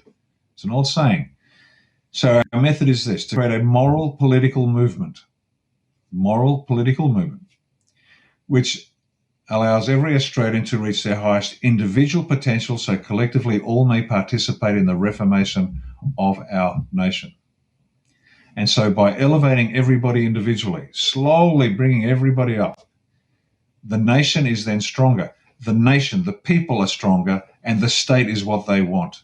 It's really important. And every element, as you watch the program, you'll see as we go through it, I'll define what it means, what that particular element of national power is defined in the context of what we want to create, how you define it, and I define that. Then I look at the definition in a broader context. And then we look at the strategic purpose of that element of national power. Then we look at the core elements of that element of national power. Then the subsets of the core elements. Then we look at what policies would deliver that to us. And the final step is, what does a constitution have to say that give us the legitimacy to implement those policies which give us what we want? And in the process of going through that process, it's just extraordinary what it does. I love it. I have learned so much so quickly. I've crystallized in my mind now those vague and woolly, uncomfortable thoughts are never quite formed because they weren't compelled to. But the process of going through this program that we're running, I'm compelled to crystallize and understand at a deeper level exactly what we're talking about. Now, we're doing this sort of as gifted amateurs, but we lean heavily on the experience of the US Founding Fathers, which were, if that's not a God's gift to the planet, I can't imagine a better definition of what would constitute a gift from God to the people of planet Earth than the Founding Fathers of the US. Extraordinarily remarkable individuals, and we lean heavily on their experience. But we don't take a knee. We're certainly doing our own thing. But anyway, that's the Rebirth of a Great Nation series. Please check it out on our on Australia One Party's Rumble channel. The first few, the production quality is a bit dodgy. We're trying to get it better, but we're fighting against the forces of darkness and annihilation. But that's it, and it's extremely important. And as a message to all the people that contact us, that Scotland won, and Romania and the Philippines, and all these people around the world who like what we're doing and want to replicate it. Everything we produce, you can have for free. This is not our stuff. This is all, again, it's all from the Almighty. It just comes through us. Please take it, use it, make it your own, and educate your people and set them free. Thank you for that, for indulging me, John, because I think that's very important. Well, thank you. And if we can help with any of the disruptions that are being presented to you and challenges in getting your content out, let us know. If we can help more than we are and we're able to, we certainly will. And so to our audience, you're gaining some further insight, even though we've been doing this 2 years, into the brilliant mind of Ricardo Bossi. And I want to pedal back to a couple of things you said earlier on in this segment that were worthy of repeating. They select whom we elect. So the notion or narrative of no parties is, quite frankly, music to my ears. And let's see how all that plays out. And closing out my talking points on your segment there is Warren Zevon. I was a fan of Warren. You talked about lawyers, guns, and money. Well, we can't forget Werewolves of London. And boy, oh boy, we've learned about the Werewolves of London through the operation in Iran. Thank you, President Trump and the White Hats. Colonel Sellers, sir, let's bring us back to the two-part question is, how can you define the alliance? And then another part, sort of co-related, do you think the two-party system will come to an end in the near future? The alliance, I really like what the initial things we said. You talked about 40 countries being in the alliance. I really like the emphasis that President Trump has put on building alliances. I think that's one of the things that he's good at, is negotiation, give and take, the art of the deal and all that stuff. And I think that's what he's trying to accomplish. And I think that is a really positive step for the whole world, I believe. So when you have all that number of nations working together, it's a good thing. I really believe it's a good thing. And I meant to mention when I was talking about the operational intensity of what's going on militarily in the world, almost all of that is being done in conjunction with allies. That's been a really strong emphasis on the part of the U.S. military is doing it with allies. So I think it adds together. It kind of builds into the same kind of thought process. And I really do like when we had talked about the off-world stuff in a couple of shows back. I believe there's representation from off-world. I believe that there's definitely designated representation that's working in DC and probably other places, probably in Moscow and probably other places that are putting an off-world perspective into all of it, because everything that we've learned about the off-worlders is that they're interested in what we're doing because they don't want us to destroy ourselves and destroy some of them in the process. And that's I think what one of their main goals is peace and prosperity through peace, not by killing each other off with nuclear weapons and stuff. So I believe that is true. I believe there's pictures of some of these off-world representatives that are floating around DC, at least, and some places. So when we say alliance, I'm thinking of it bigger than just Earthbound alliance. And then the second part, what was that? It was, remind me, John, the second question. Yeah, sorry, sir. The two-party system. The sooner the two-party system goes away, the better off we're all going to be. I've been a Republican for years. The only reason I've been a Republican for years is because I think that they're marginally less immoral than Democrats. I think both parties are immoral. I don't think you never hear when they're campaigning and all this stuff. when they're just talking normally, you don't hear anything about morality. You don't hear anything about let's do the right thing for the country. Let's all join up together and get our skills together and do the right thing for the country. No, it's I get my daily messages from the Republican Party. Give me $35 for this. Please give me $1,000. I'd like $5,000, and you'll become a Gold Star elite member of the Republican Party. That's all you hear about. To me, they're all a bunch of criminals looking out for themselves. And the faster they go away, and we lean on something that comes from an alliance where we're working, I don't even want to call it the aisle. We're working together from different viewpoints to come to consensus and do what's best for all of us together. Mm-hmm. And you don't get that from the Republicans or the Democrats. You're either a Republican and a bad Democrat, or you're a good Democrat and a bad Republican. And I frankly can't stand it. I haven't given $1 to the Republican Party since Trump got elected the first time. So me too. I guess I'm very jaded on the entire subject because it stinks and they turn my stomach. Understood. Well, great change is coming, and Julian Assange. I may not have the exact percentage, but it's in the upper 90s. Stated when all is said and done, 95% will say of both sides of the aisle will be flushed out of there. And I believe that's already ongoing, and will be shown the truth at the appropriate time the operation decides to do so.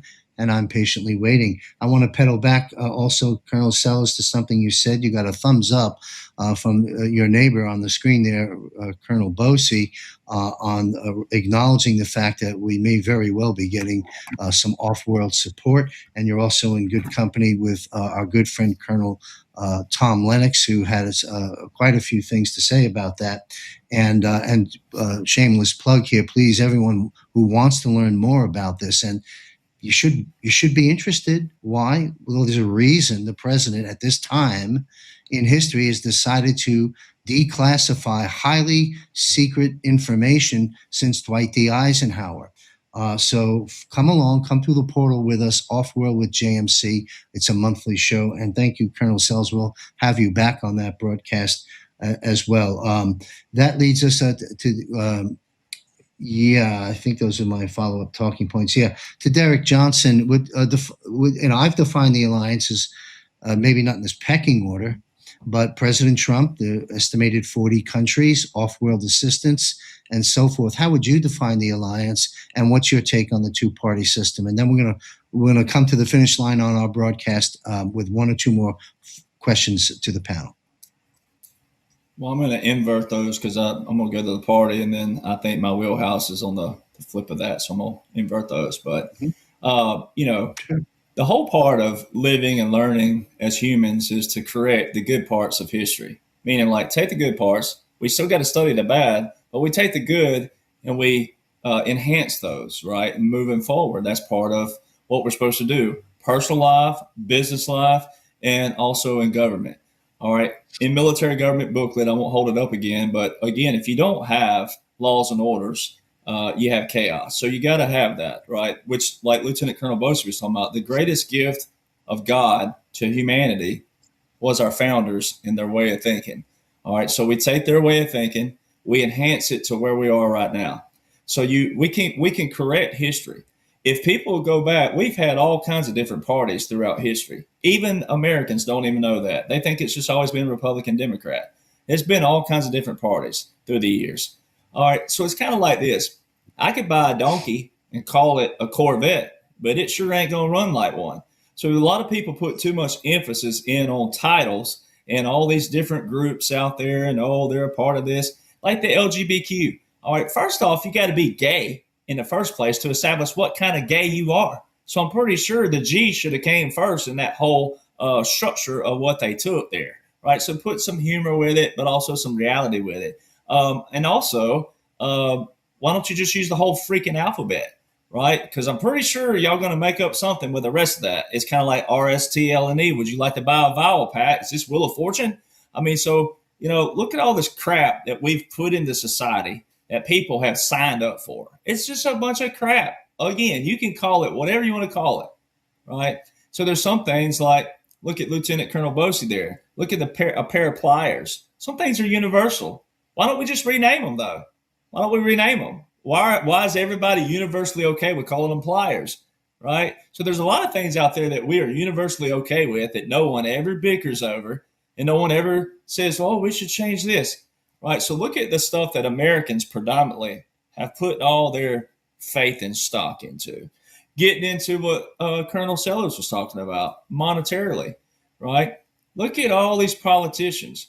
And a lot of Republicans, if you're listening out there, I hope this gets to you Republicans specifically, all right, not just MAGA or not just Patriot world, but Republicans. And this is for your friends and family in that matrix of the Fox News Republicans.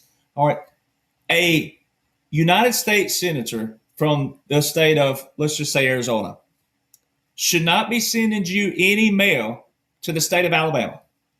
If you're in Alabama, if you're in Michigan, if you're in Florida, wherever you are, why are they reaching out to you, right? So there's another little thing that shows their tiny alliance within the alliance of the old alliance, if you will. All right. So I know someone who was running for Senate recently. They had to raise $50 million to run. That's just one position. $50 million. Now, think of all the U.S. Senate seats across the U.S. All right. That's not even your state congressman. That's a U.S. congressman. Look at the money. That is what President Trump alludes to when he's talking about lobbyists, right? All this money. And it goes back to what we were talking about. They give you who you're going to select from. It's the same thing. A lot of people who follow me, you don't want to hear it. My ratings or my number, my viewership drops when I start talking about country music. Oh, because music is your escape from government. Well, if you're escaping to the same pile of doo-doo, all right, what's the difference? Music, but specifically country music, it's a managed democracy. It's the illusion of choice. They give you your buffet and you see all these artists and you're like, oh, well, I like this one and I like this one. I like this one. I don't like this one. You're still missing how you came to selection. All right. And it's the same thing with election choices. It's always been given to you who you're going to vote for. It's never been a true we the people or the preamble of the Constitution of the United States of America. So it's kind of like you can't rip the rug out. So we got to re-educate Americans on that. And that's what's been taking place. So, we can't do that initially. But that's something that's going to have to happen gradually through time to give the true power back to the people. Now, let's get over to the alliance. Lieutenant Colonel Bosey, lawyers, guns, and money. Perfect analogy.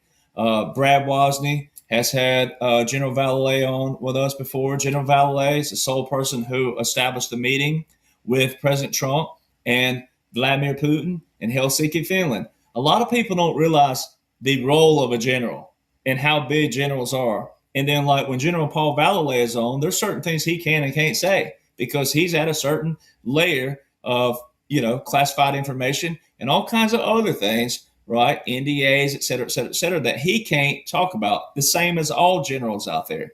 All right. But people forget the power of a general and their relationships and who they know.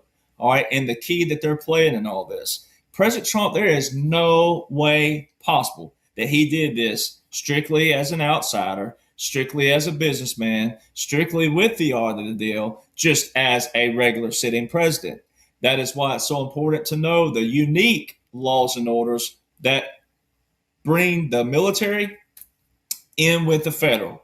All right, it's only 4 of them. It's real simple. The executive orders, national emergencies, proclamations, and treaties. All right, very key. All right, then you get to your bases all around the world. This is why it is what Lieutenant Colonel Bosey was talking about. This don't just apply to the United States of America. This is all of us together, right? So all of our bases, our regular bases, and then our joint bases. All right. And then you got to look at who President Trump's talking about, right? All the alliances. He's been hammering NATO since day one. He's hammering NATO. I did a paper a long time ago when I was in college, and I specifically focused on NATO, and I focused on our GDP and then the percentage that all other nations were pulling. 2%, we were the 98th percentile.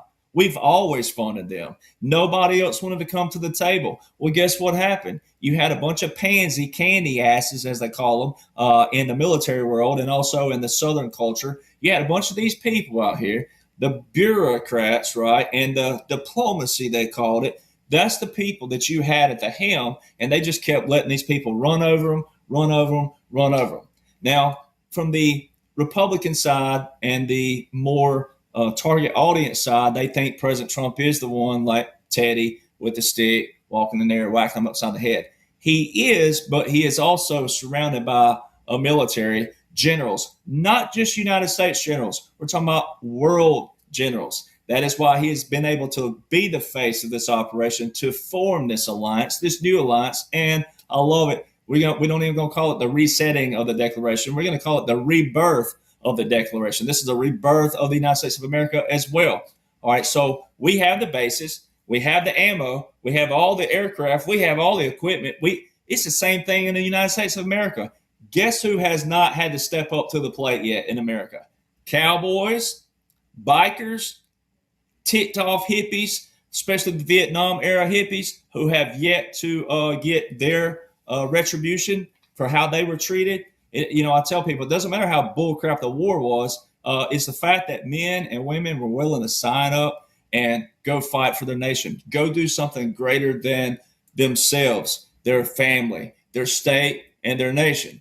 All right. So there's a lot of things that hasn't had to happen. Thank goodness. But let me show you a great example of this alliance and how President Trump is a supreme commander by all definitions of a supreme commander of the world. Just in one of those press conferences just this week, he called. Actually, it was on the Air Force One going to Michigan, I believe it was. It was on Air Force One. It was a gag on there, and he said he called. They asked him about Netanyahu, Bibi, and he said, "Well, we've disagreed on a few things, but he said he's a wartime prime minister." Ladies and gentlemen, there ain't no such thing as a wartime prime minister. It's a prime minister. All right. So you got to go back to Johnson, Leader Johnson. He said he was being interviewed, and Speaker of the House Johnson, who I'm referring to, he was being interviewed last year. And they said, "What are your daily duties?" He said, "Well, it's a little bit different for a wartime speaker." I mean, again, there's no such thing as a wartime speaker in actual definitions of government terms, but also military terms. All right. But it's showing that President Trump is the supreme commander of the 45-47, soon to be 45-48. Thank you, Derek. I'm going to take sorry, I've been looking at some notes here. I'm also looking at the clock. We're now going to be into the second to third hour, and I really appreciate everything everybody has shared with us. This has been an extraordinary broadcast. I got two more subjects I'd want to take on. We have to talk about Anthony Fauci, front and center now. There's an aspect, of course, of we'll call it the Fauci diaries now. Barbara Streisand and Jake Tapper mentioned 41 times in the eyebrow-raising diary. Seems he's enjoyed his newfound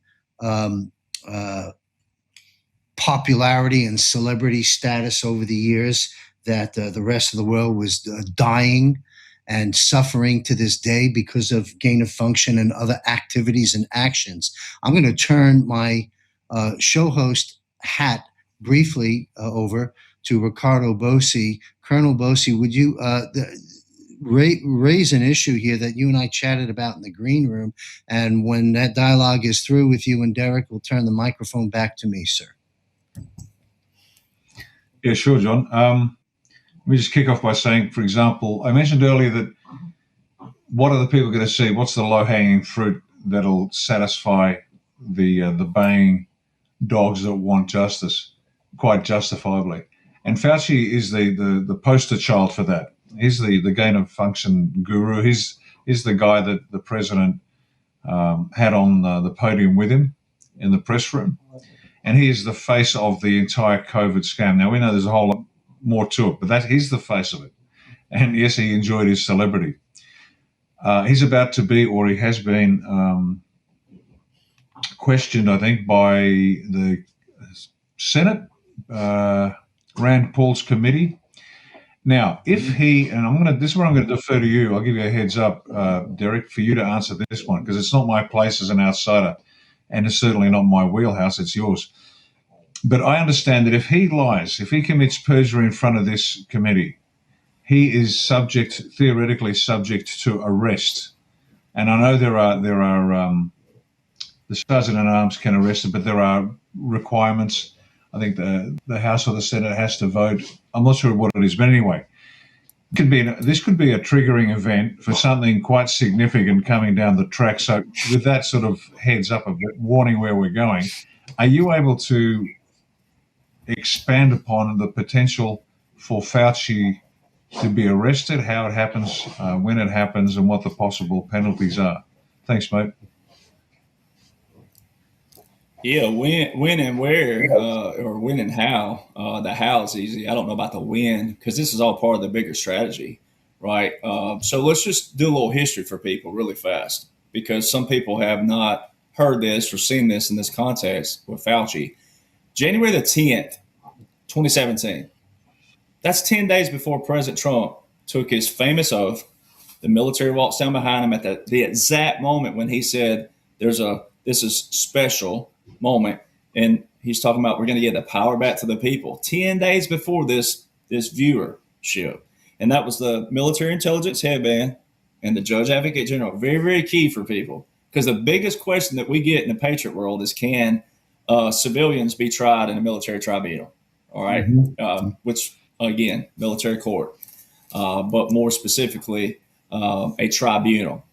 This also ties in to what's also been happening with the ICC, the International Criminal Court. President Trump had issued an Executive Order 13928 way back, and then they showed, quote unquote, Joe terminated. All right, and they showed President Trump brought it back. And recently you saw Venezuela, just this week, Venezuela initiated the leaving the ICC. They fired the prosecutor of the ICC yesterday. All right, so all this ties in because of the criminal courts and then also your military courts. All right, because President Trump is the supreme commander. The rest of the world, the target audience, they're still looking at things in real time, live time, and they may be in their nations thinking of certain courts and certain things. They have no idea how this all ties in. So 10 days before President Trump takes that oath, January 20th, 2017, and those key visuals that shows you this operation is about to take place. All right. Fauci is at Georgetown University. All right. And he's speaking. And whether that's really him or not doesn't matter for the patriots out there. It's the visuals, what they're showing you. He specifically says that in a few years, now this goes back to terminology, like I tell people, not a couple years, not, we don't know when, but no, a few years. He said in a few years, this new administration is going to face a pandemic that no other's seen, right? And you got to go watch it. It's still public. You can go look on YouTube, pull it up. Fauci, Georgetown University, January the 10th, 2017. How did he know that? If you do 3 plus 2017, 2020.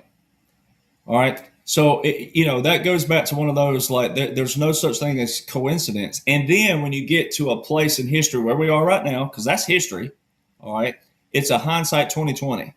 And then you got to know all the key components of that.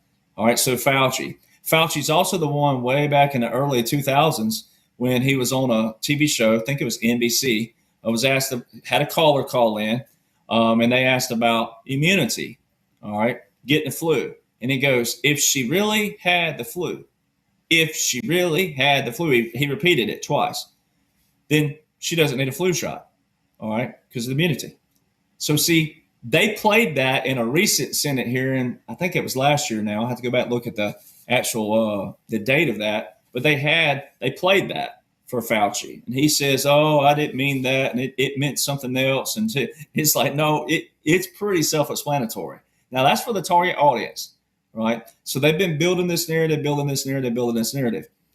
Now, I can make a case how the United States of America had a nuclear prevention, an attack in January 2021, which would be one of your bigger key components of, a reason why you would need a 45-47 for the target audience. But you can use 2020 specifically, which are in my documents still available out there. This is how I knew all this. My documents were published January 2021, and I have in part 4 of those the breakdown of how 2020 was a biochemical weapon.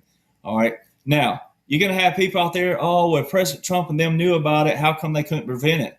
Well, because you got to realize how big the global alliance of the deep state was and the lower level hanging fruit.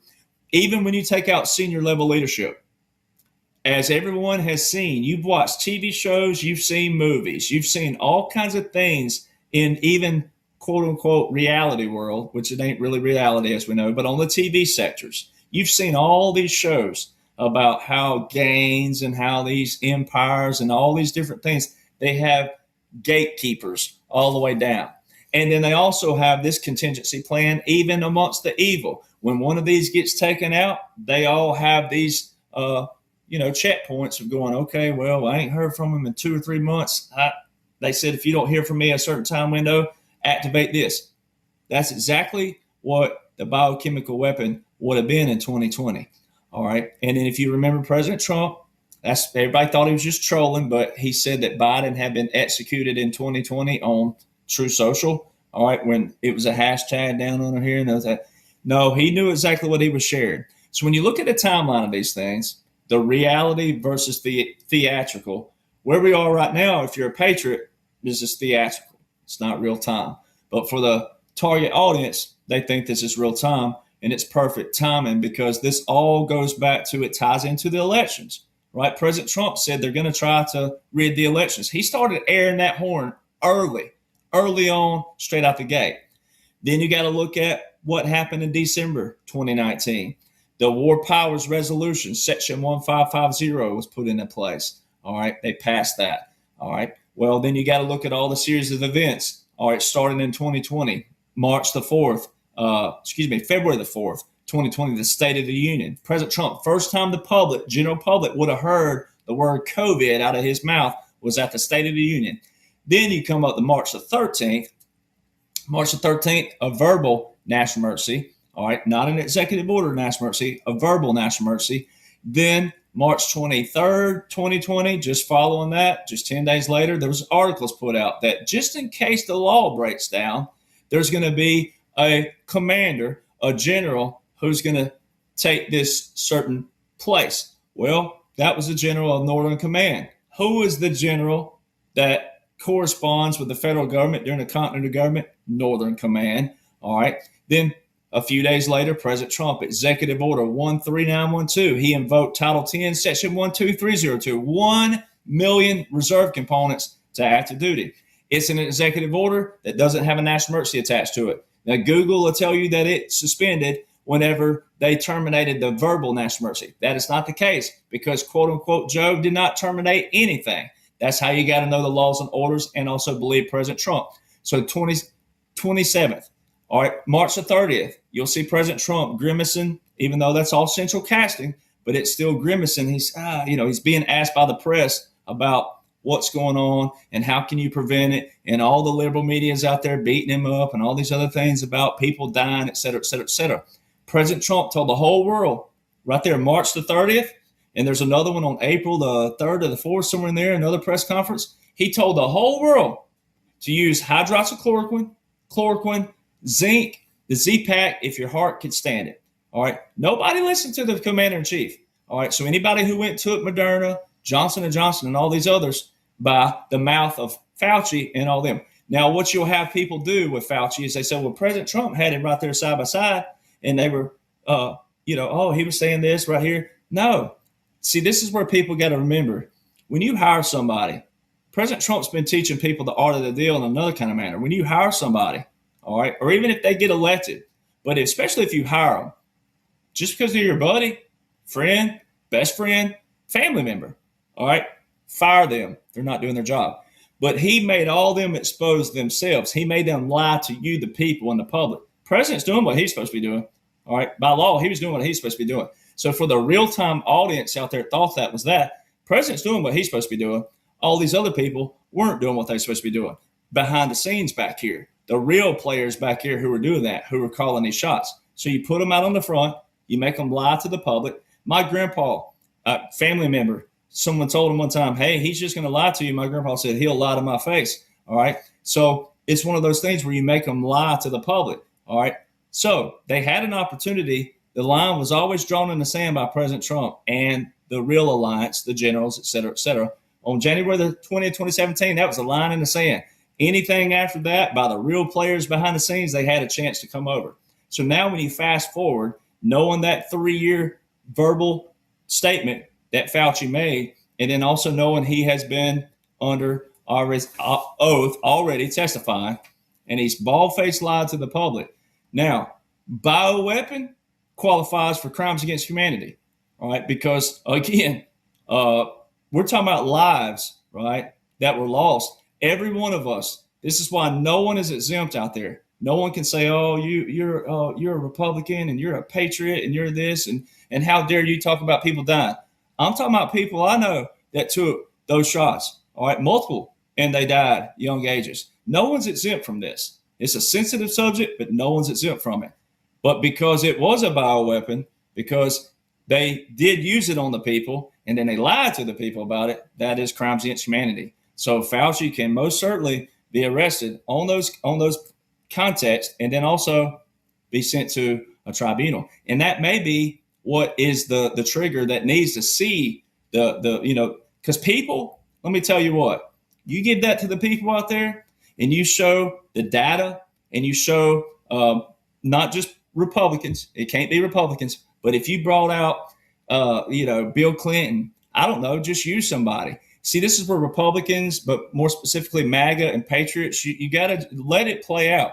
Even if they use Obama, even if they use Bill Clinton, even if they use someone that you think is just absolutely rotten to the core themselves. But if they use someone like that and they bring them out and all of a sudden they look like they're playing a alliance role with President Trump, and they tell the people on the left that, hey, Fauci and so-and-so and so-and-so did this, and this, man, you talking about an eruption of the public, because we're talking about health. That's something we all can universally sit down and talk about.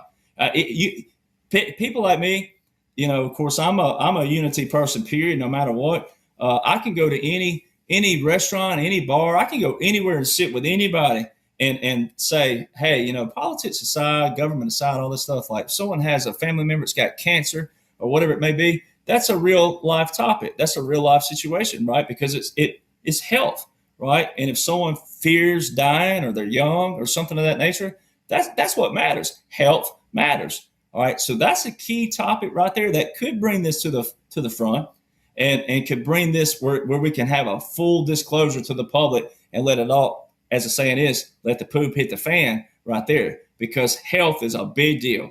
That could be the very key thing that does set it on fire. And then that goes back to your Q drops, all right, where these people are not going to be allowed to walk down the streets. They're going to be publicly shamed. You're already seeing that video with Elizabeth Warren being asked about the Save America Act and, oh, we already have laws and blah, blah, blah. If someone broke the law, they should be prosecuted. Exactly. So see what they're showing the people out there. So this could be the thing that hits that domino effect that does open it up. And health, that would tick off a lot of people, as should. Great point. Real quickly, thanks, Derek. Back to Ricardo. Go ahead, Rick. Yeah. No, I was just going to say, so to clarify, and thanks, you've expanded the position there. So not only if he's found guilty of perjury in front of the committee has the right to then press or get the sergeant at arms to press charges. He can be charged under civil law, and he can potentially be charged under military law. So it's not whether he gets arrested after committing perjury. It's the fact that this is the gate. This opens the gate to any number of subsequent actions open to the powers that be. Thanks, Derek. That was excellent.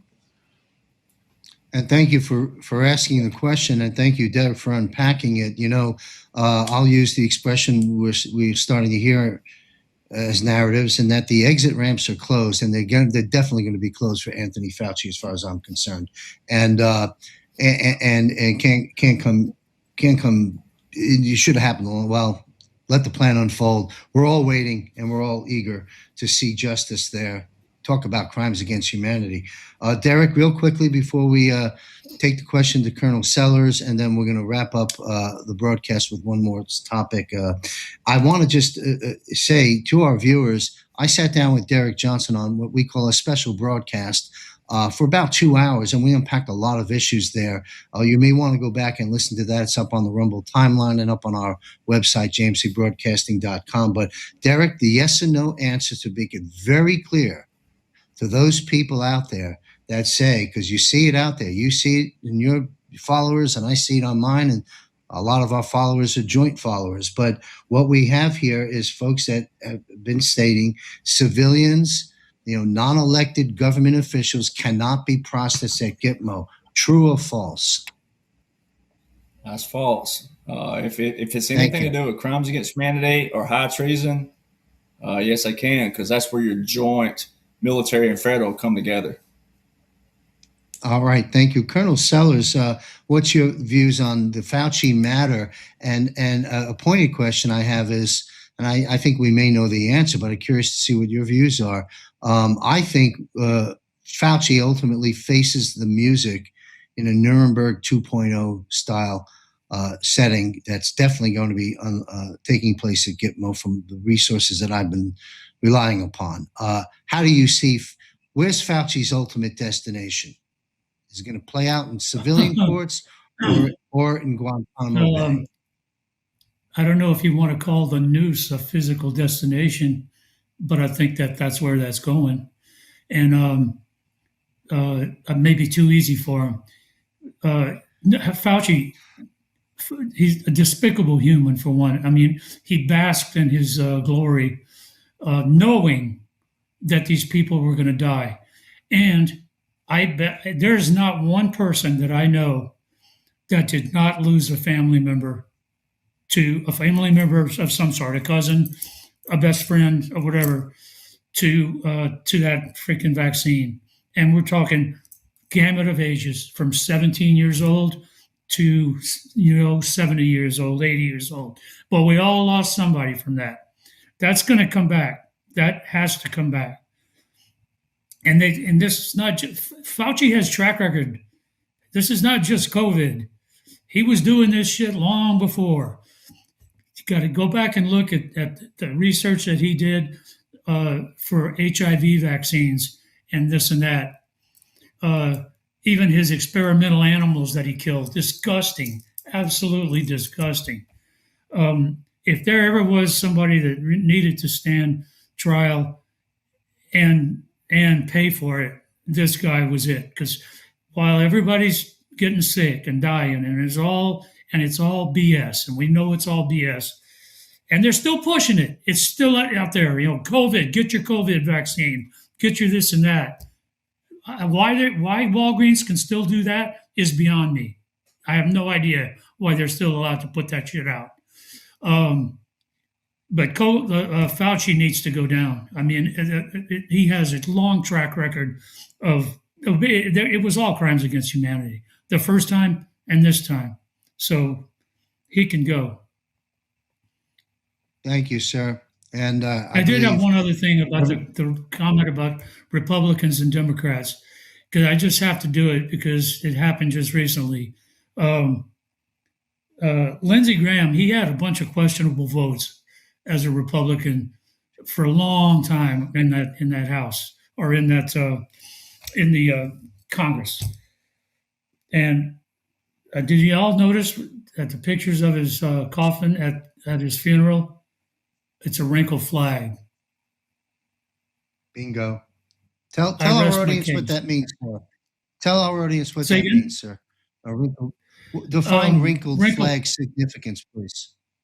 Yeah, a wrinkled flag was, I don't know the exact terminology, but it's a disgrace. It's it's a sign of disgrace or disgraceful service. And correct me if I'm wrong, did not Senior Bush have that on his casket as well? I'm pretty sure he had a wrinkle flag also. Yeah.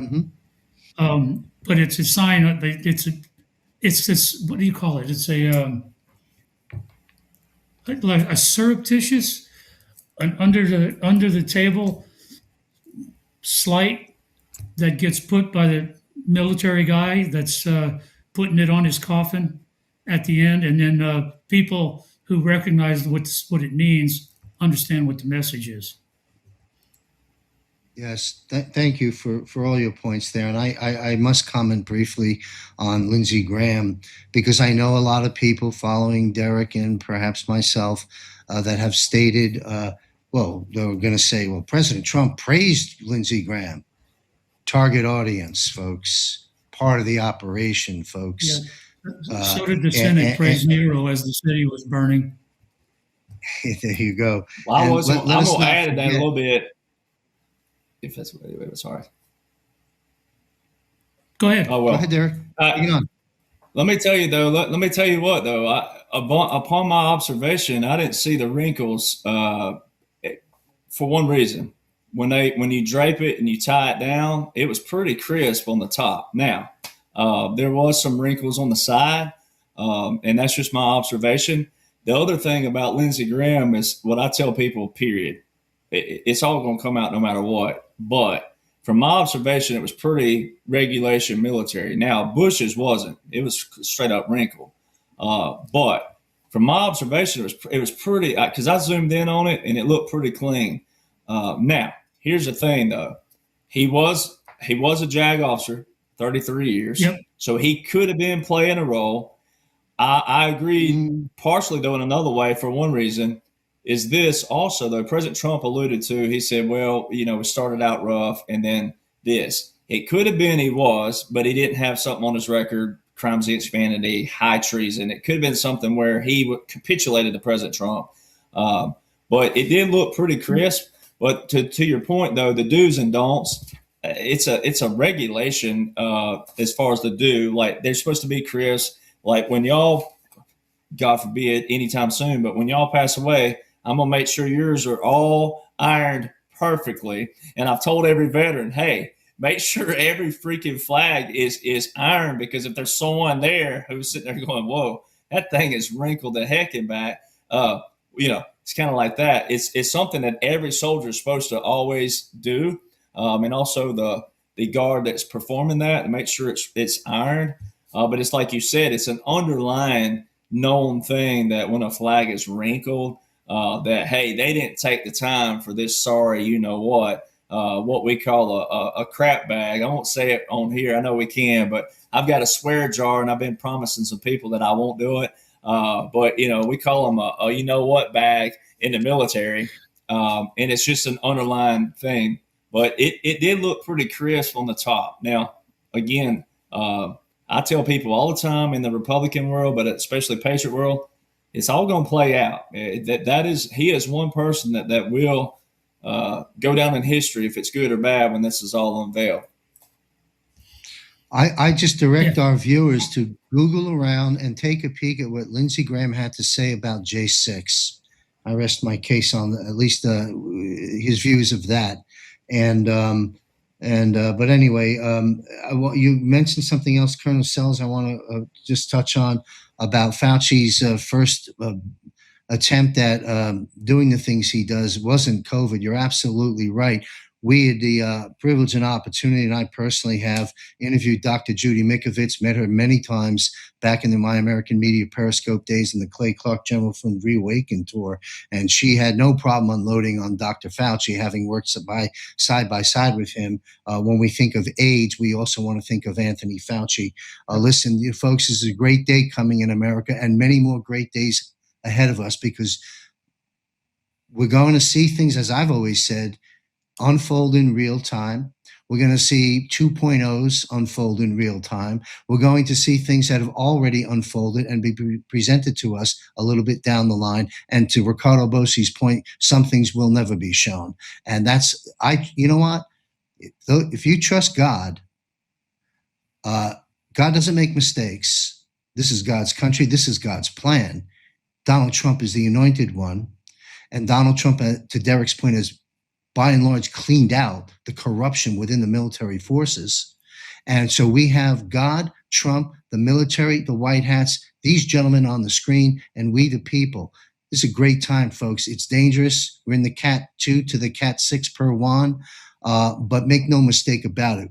We are winning and victory is assured. I want to, before I move on, because we're approaching 3 hours, I've got to wrap up.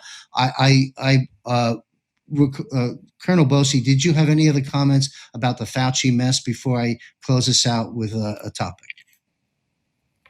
No, you're good to go, John. Thanks. Okay, thank you. Data centers are creating somewhat of an uproar within our Patriot community.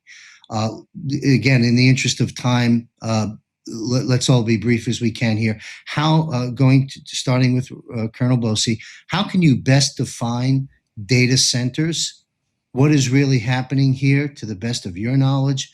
And how should there be a cause for concern in the public sector? And this may or may not be a subject that this panel has expertise on. We're all learning as we go. Data centers, what say you, sir? The data centers are important for robotics, AI, and the rapid growth of all of those technologies that are coming. Some that we know about, and others we don't. So they're necessary. It's like power stations when all of a sudden, we've got a lot of electric motors, we need to power them. Now, having said that, though, the fact that it's creating such an uproar is interesting. I see that as there's something else going on behind the scenes. All sorts of allegations of the water usage, what's actually going on, what's going on underneath the data centers. And to be honest, I'm not exactly sure, but what is piquing my interest is the way it's being portrayed in the media and generating a lot of antipathy within the population. So there's something going on behind the scenes. It's not a simple matter of, look, we need space, we need power, we need water, and you're going to have to suck it up, the local communities. There's something else happening, particularly in light of things like the free energy that allegedly is coming, the fact that a quantum system doesn't actually need the data centers, much like the conventional computing does. So there's something going on, and I haven't quite picked it yet, so I'll just leave it there. Thank you. Well, we'll revisit this as time goes by. Colonel Sellers, any commentary on the data centers? Yeah, just really quick. I watched one in outside of Salt Lake City being built when I was doing work out in that area. And the first thing I thought was, this thing scares the hell out of me just looking at it. It's so immense. It's so giant. And it's hard to even grasp. And it's like there's no windows. It's like hidden door. I mean, you don't even see doors and windows. It's something Tartarian or something. I mean, I don't know. It's hard to describe. Lately, I've been thinking, is it something that supports that data, right? It's using data. Is it something that potentially is supporting the satellite arrays that we have overhead that are protecting the planet? ICBMs or all this other stuff. I just wonder if there could be a connection between the data that's stored in those centers and support to and maybe this is totally wrong and out of bounds, but maybe it's supporting some of those satellite arrays that are working above us. I don't know. I just throw it out. Thank you. We'll continue to explore this over time. Derek, your brief comments on the data centers. Well, data centers have been around since the 1940s. All right, Project Manhattan. They're nothing new. It's like Lieutenant Colonel Bosey said, if there's chatter about it, then there's something else that they're getting ready to disseminate to the American public, right? Because if you're complaining about water and electricity, then you must not know much about President Trump, the Department of Energy. He has talked about energy from day one, clean energy, clean energy, clean energy. Now, the other thing that corresponds with it is also with tariffs. President Trump just recently addressed this about the data centers. He says he's going to make the American companies using these data centers pay for it. Well, they're going to be able to pay for it because the tariffs are bringing in so much money, and it's also relieving all these different companies. But I just literally have been studying the water usage. Matter of fact, yesterday, how much water was used. All right, if you look at our oceans, 75% of our Earth is oceans. All right. Well, then you go ask the question to your new AI, which are using these data centers, and it tells you that 0% of data centers use ocean water. All right. So how are we going to be hurting anywhere? So where are they getting the water sources from? From basins, all right, rain and different things, watersheds and all these different things, the rivers that go through it, and they collect this water, and that's what they're using. And I'm gonna quote it word for word right here. It says, even if every single data center on Earth converted ocean cooling tomorrow, the volume mathematically would register, all right, 0.0000000001% of the ocean's total volume. And you're complaining out there, ladies and gentlemen, I think you need to put your head somewhere else. And I call that laws and orders of President Donald John Trump that make up 45-47, because you are wasting your time and energy again on something you don't need to be on. All right, you've heard it there from Derek Johnson, who got double fists up before. He just used them. All right, thank you, Derek. It's okay, the numbers don't lie. But it's a conversation that we'll continue to have as I see fit, as we start to learn a little bit more as this plays out in the public square. Okay, we're going to wrap this broadcast up in 3 minutes, and I greatly appreciate your time, your expertise, your insights, your passion, the knowledge and experience that each of you gentlemen have brought to this incredible broadcast. The ultimate victory, folks, is ours. In the spirit of faith, hope, and love, back to the top of the panel, what would you like to say as we wrap up this broadcast to our viewers, Colonel Bosi, to help keep this movement intact, unified, and continued support for our Commander-in-Chief, Donald Trump, instead of turning our back on our Commander-in-Chief during a time of war? But again, what are your words of inspiration to keep this movement moving forward? It's a really good question, John, because I know what motivates me. My understanding of it, I have, like most of the people here, I have sources of information which give me access to, I guess, peace of mind, because I know things that are going on. I can't always talk about them. But even beyond that, you've got to put your faith in the Almighty, the Creator, the powerful intelligence outside of space, time, energy, and matter. Call it whatever you want. Call it God. This is God's plan. We are all subject to God's plan. The ETs are subjects to God's plan. The bad guys are subjects to God's plan. We're all subject to God's plan. And as you said, John, He doesn't make mistakes. So if you're one of those people that is a little frightened, get on your knees and pray to the God that Jesus Christ prayed to at Gethsemane. And that's not a throwaway. I mean it. But don't sit there pleading and carrying on. Just sit quietly and ask, what do I need to know? And just sit and listen. And listen quietly, away from the kids, away from the TV, away from the laptop, away from everything. Sit outside with a cup of coffee and just listen. And plug into the Almighty, because He's always there. His lines are always open. Now, if you're okay and you're moving forward with the plan and you're happy with it, that's great. But all of us, me included, we all have our moments, and you need to sit quietly, 30 to 60 minutes, up to you. That's more than 3, and just sit and listen, because He's there. He's up there yelling at us, whispering to us, showing us. It'll come to you. It'll give you that peace that you need to get through, because we are in great shape. Does that mean people are in pain? You bet we're in pain. Yeah. But make mistakes. You are exactly who you are, where you are, why you are, for a very, very specific purpose. Ask Him why. What do you want me to do next? What's the next step, God? What do you got planned? What do you want me to do? What should I say? What should I think? And sit and listen. You'll be fine. Thank you. Retired Lieutenant Colonel Ricardo Bosi, Australia One. Thank you, sir. Same question. Inspiration, closing thoughts, Colonel Sellers. Yeah, really simple. I think tighten your belts. Use discernment in evaluating what's going on around you. Trust God and your own intuition. Perfect. Deputy Commander, retired Delta Forces, Chuck Sellers. Thank you, sir. Close out the broadcast. Last word to the double-fisted Derek Johnson.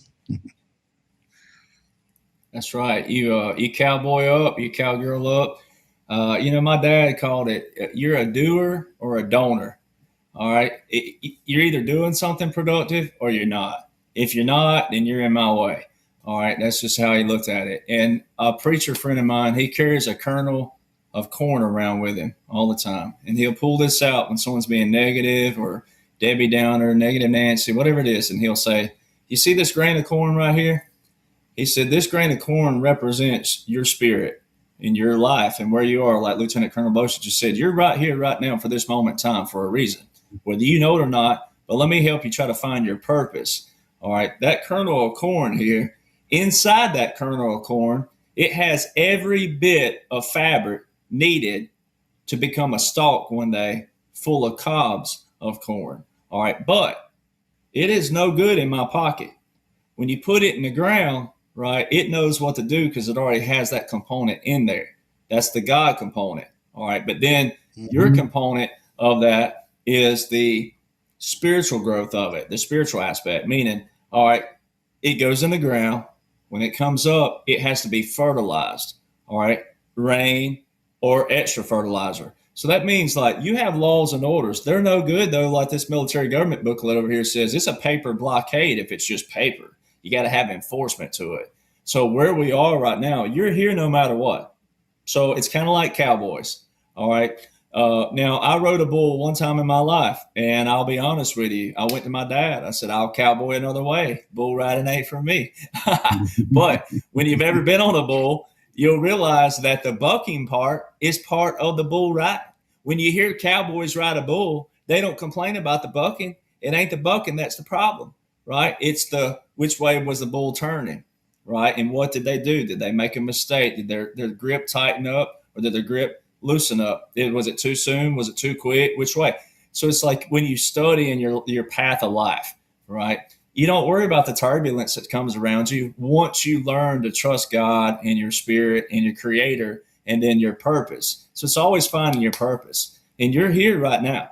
It's just a matter, are you willing to accept where you are and then find where you are to apply yourself where you are? Because I want to go down in history as not just history, but when I stand in front of God himself, he can beat me up on everything under the sun. But there's one thing I don't want to hear him say, you could have done more, right? If you're always doing something and you're applying all the principles and all the rules and all the procedures that apply to humanity, you won't ever have to hear you could have done more. All right. So that's just my last words. Well, thank you very much, retired Army veteran Derek Johnson. Please, to our viewers that are the newly coming aboard, you can visit jmcbroadcasting.com. On the navigation bar, click on contributors. You will see these gentlemen and all the other contributors to my network, their photograph, their biography, and a link to continue to follow them beyond this broadcast. I look forward to seeing you gentlemen back here next month, Global Defense War panel, and closing out announcement, Board of Truth. These gentlemen will be Board of Trustee members as well as others. We'll be making official formal announcements and promotional information soon. That'll launch in September.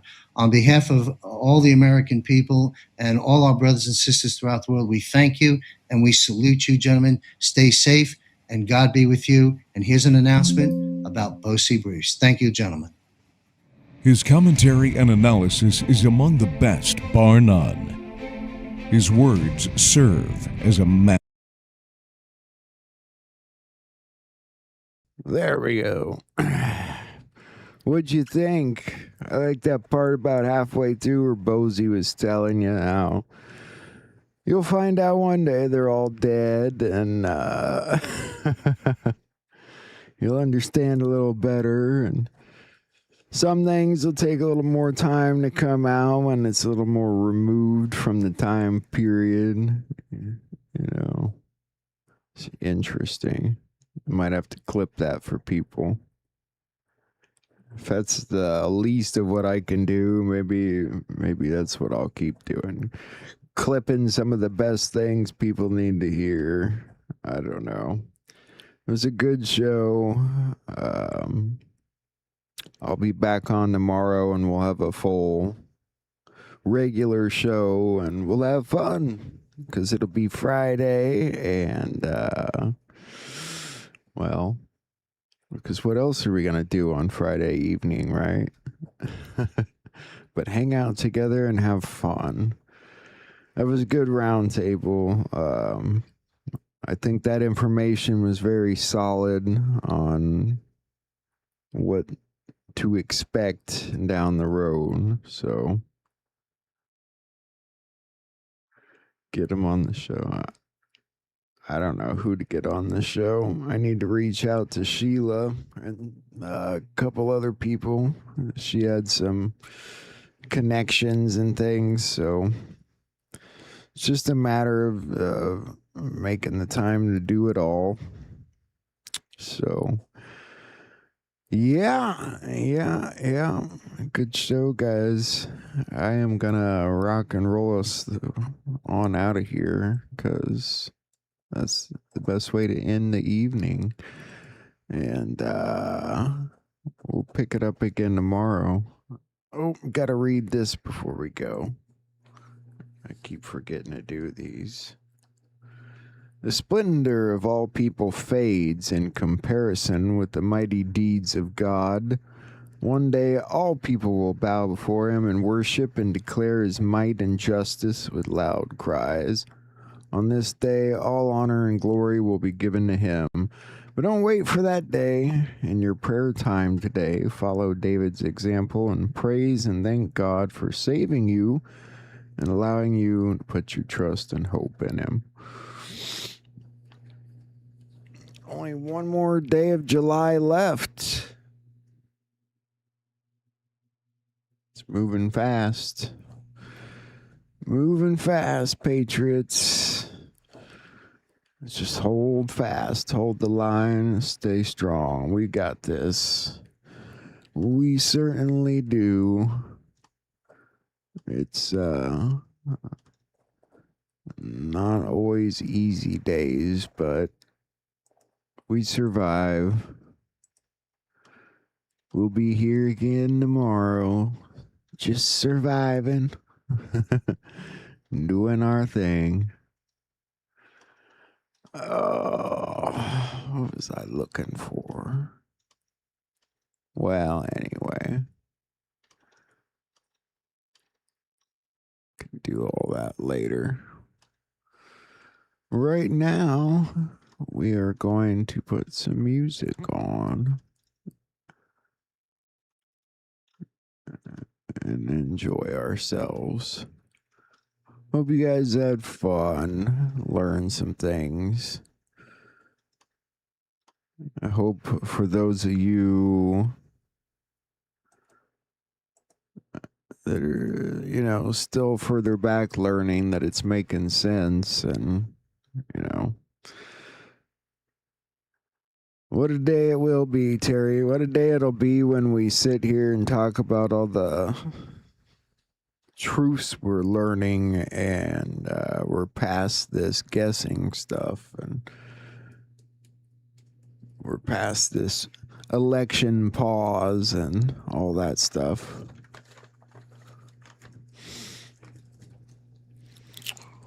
What people did you mention, John?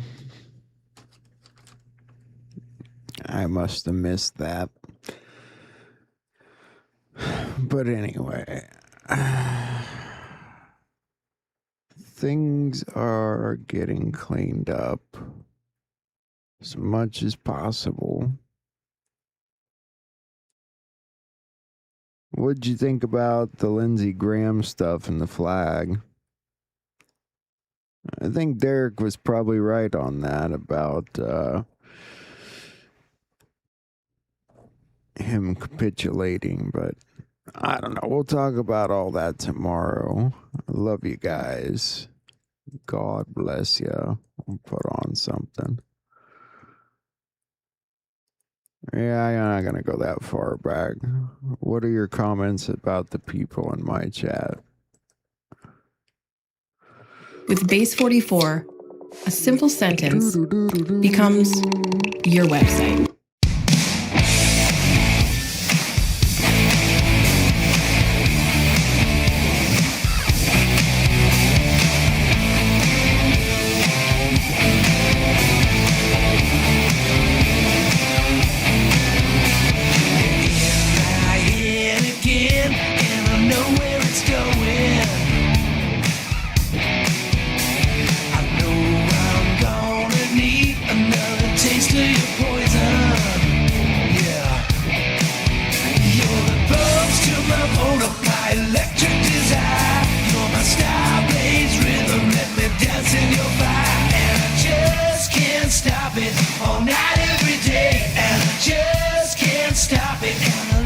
That way. I don't wanna kick your habit, 'cause you never quit. I gotta have it. I don't wanna kick your habit, 'cause you never quit. I gotta have it.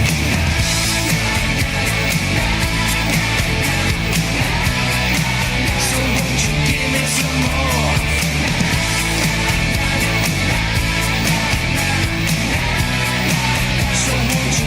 Some more, I kick it.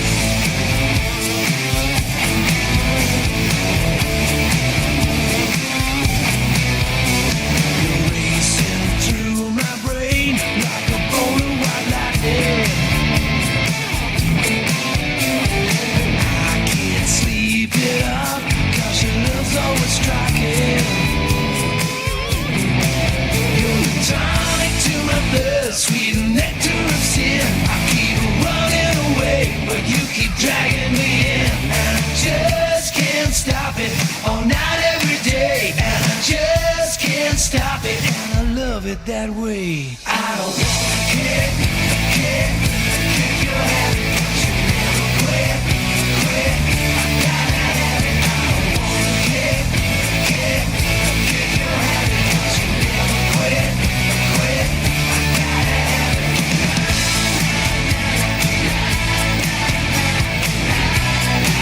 So won't you give me some more?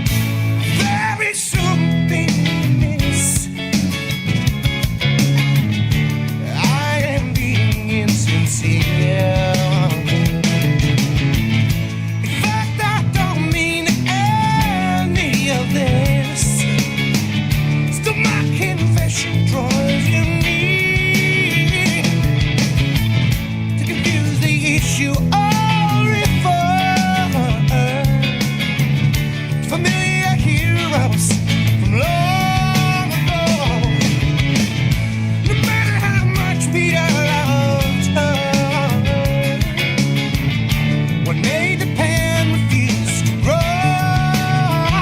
Was that the hope brings you back? I ain't telling you no lie. The hope brings you back. On that you can rely.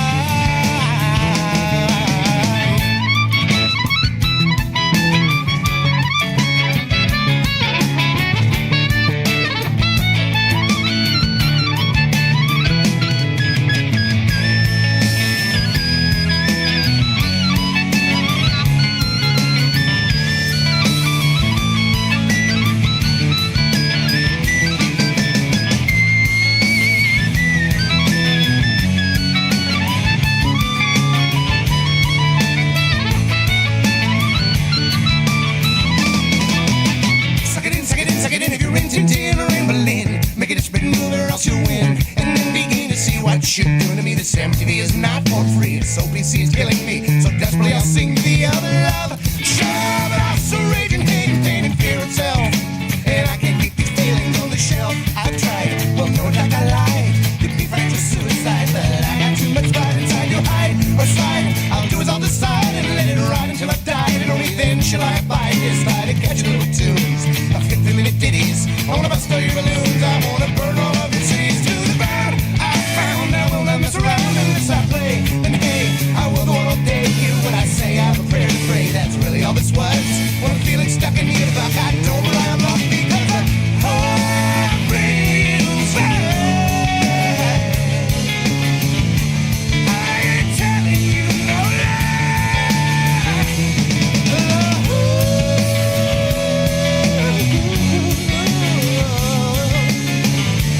Oh, that you can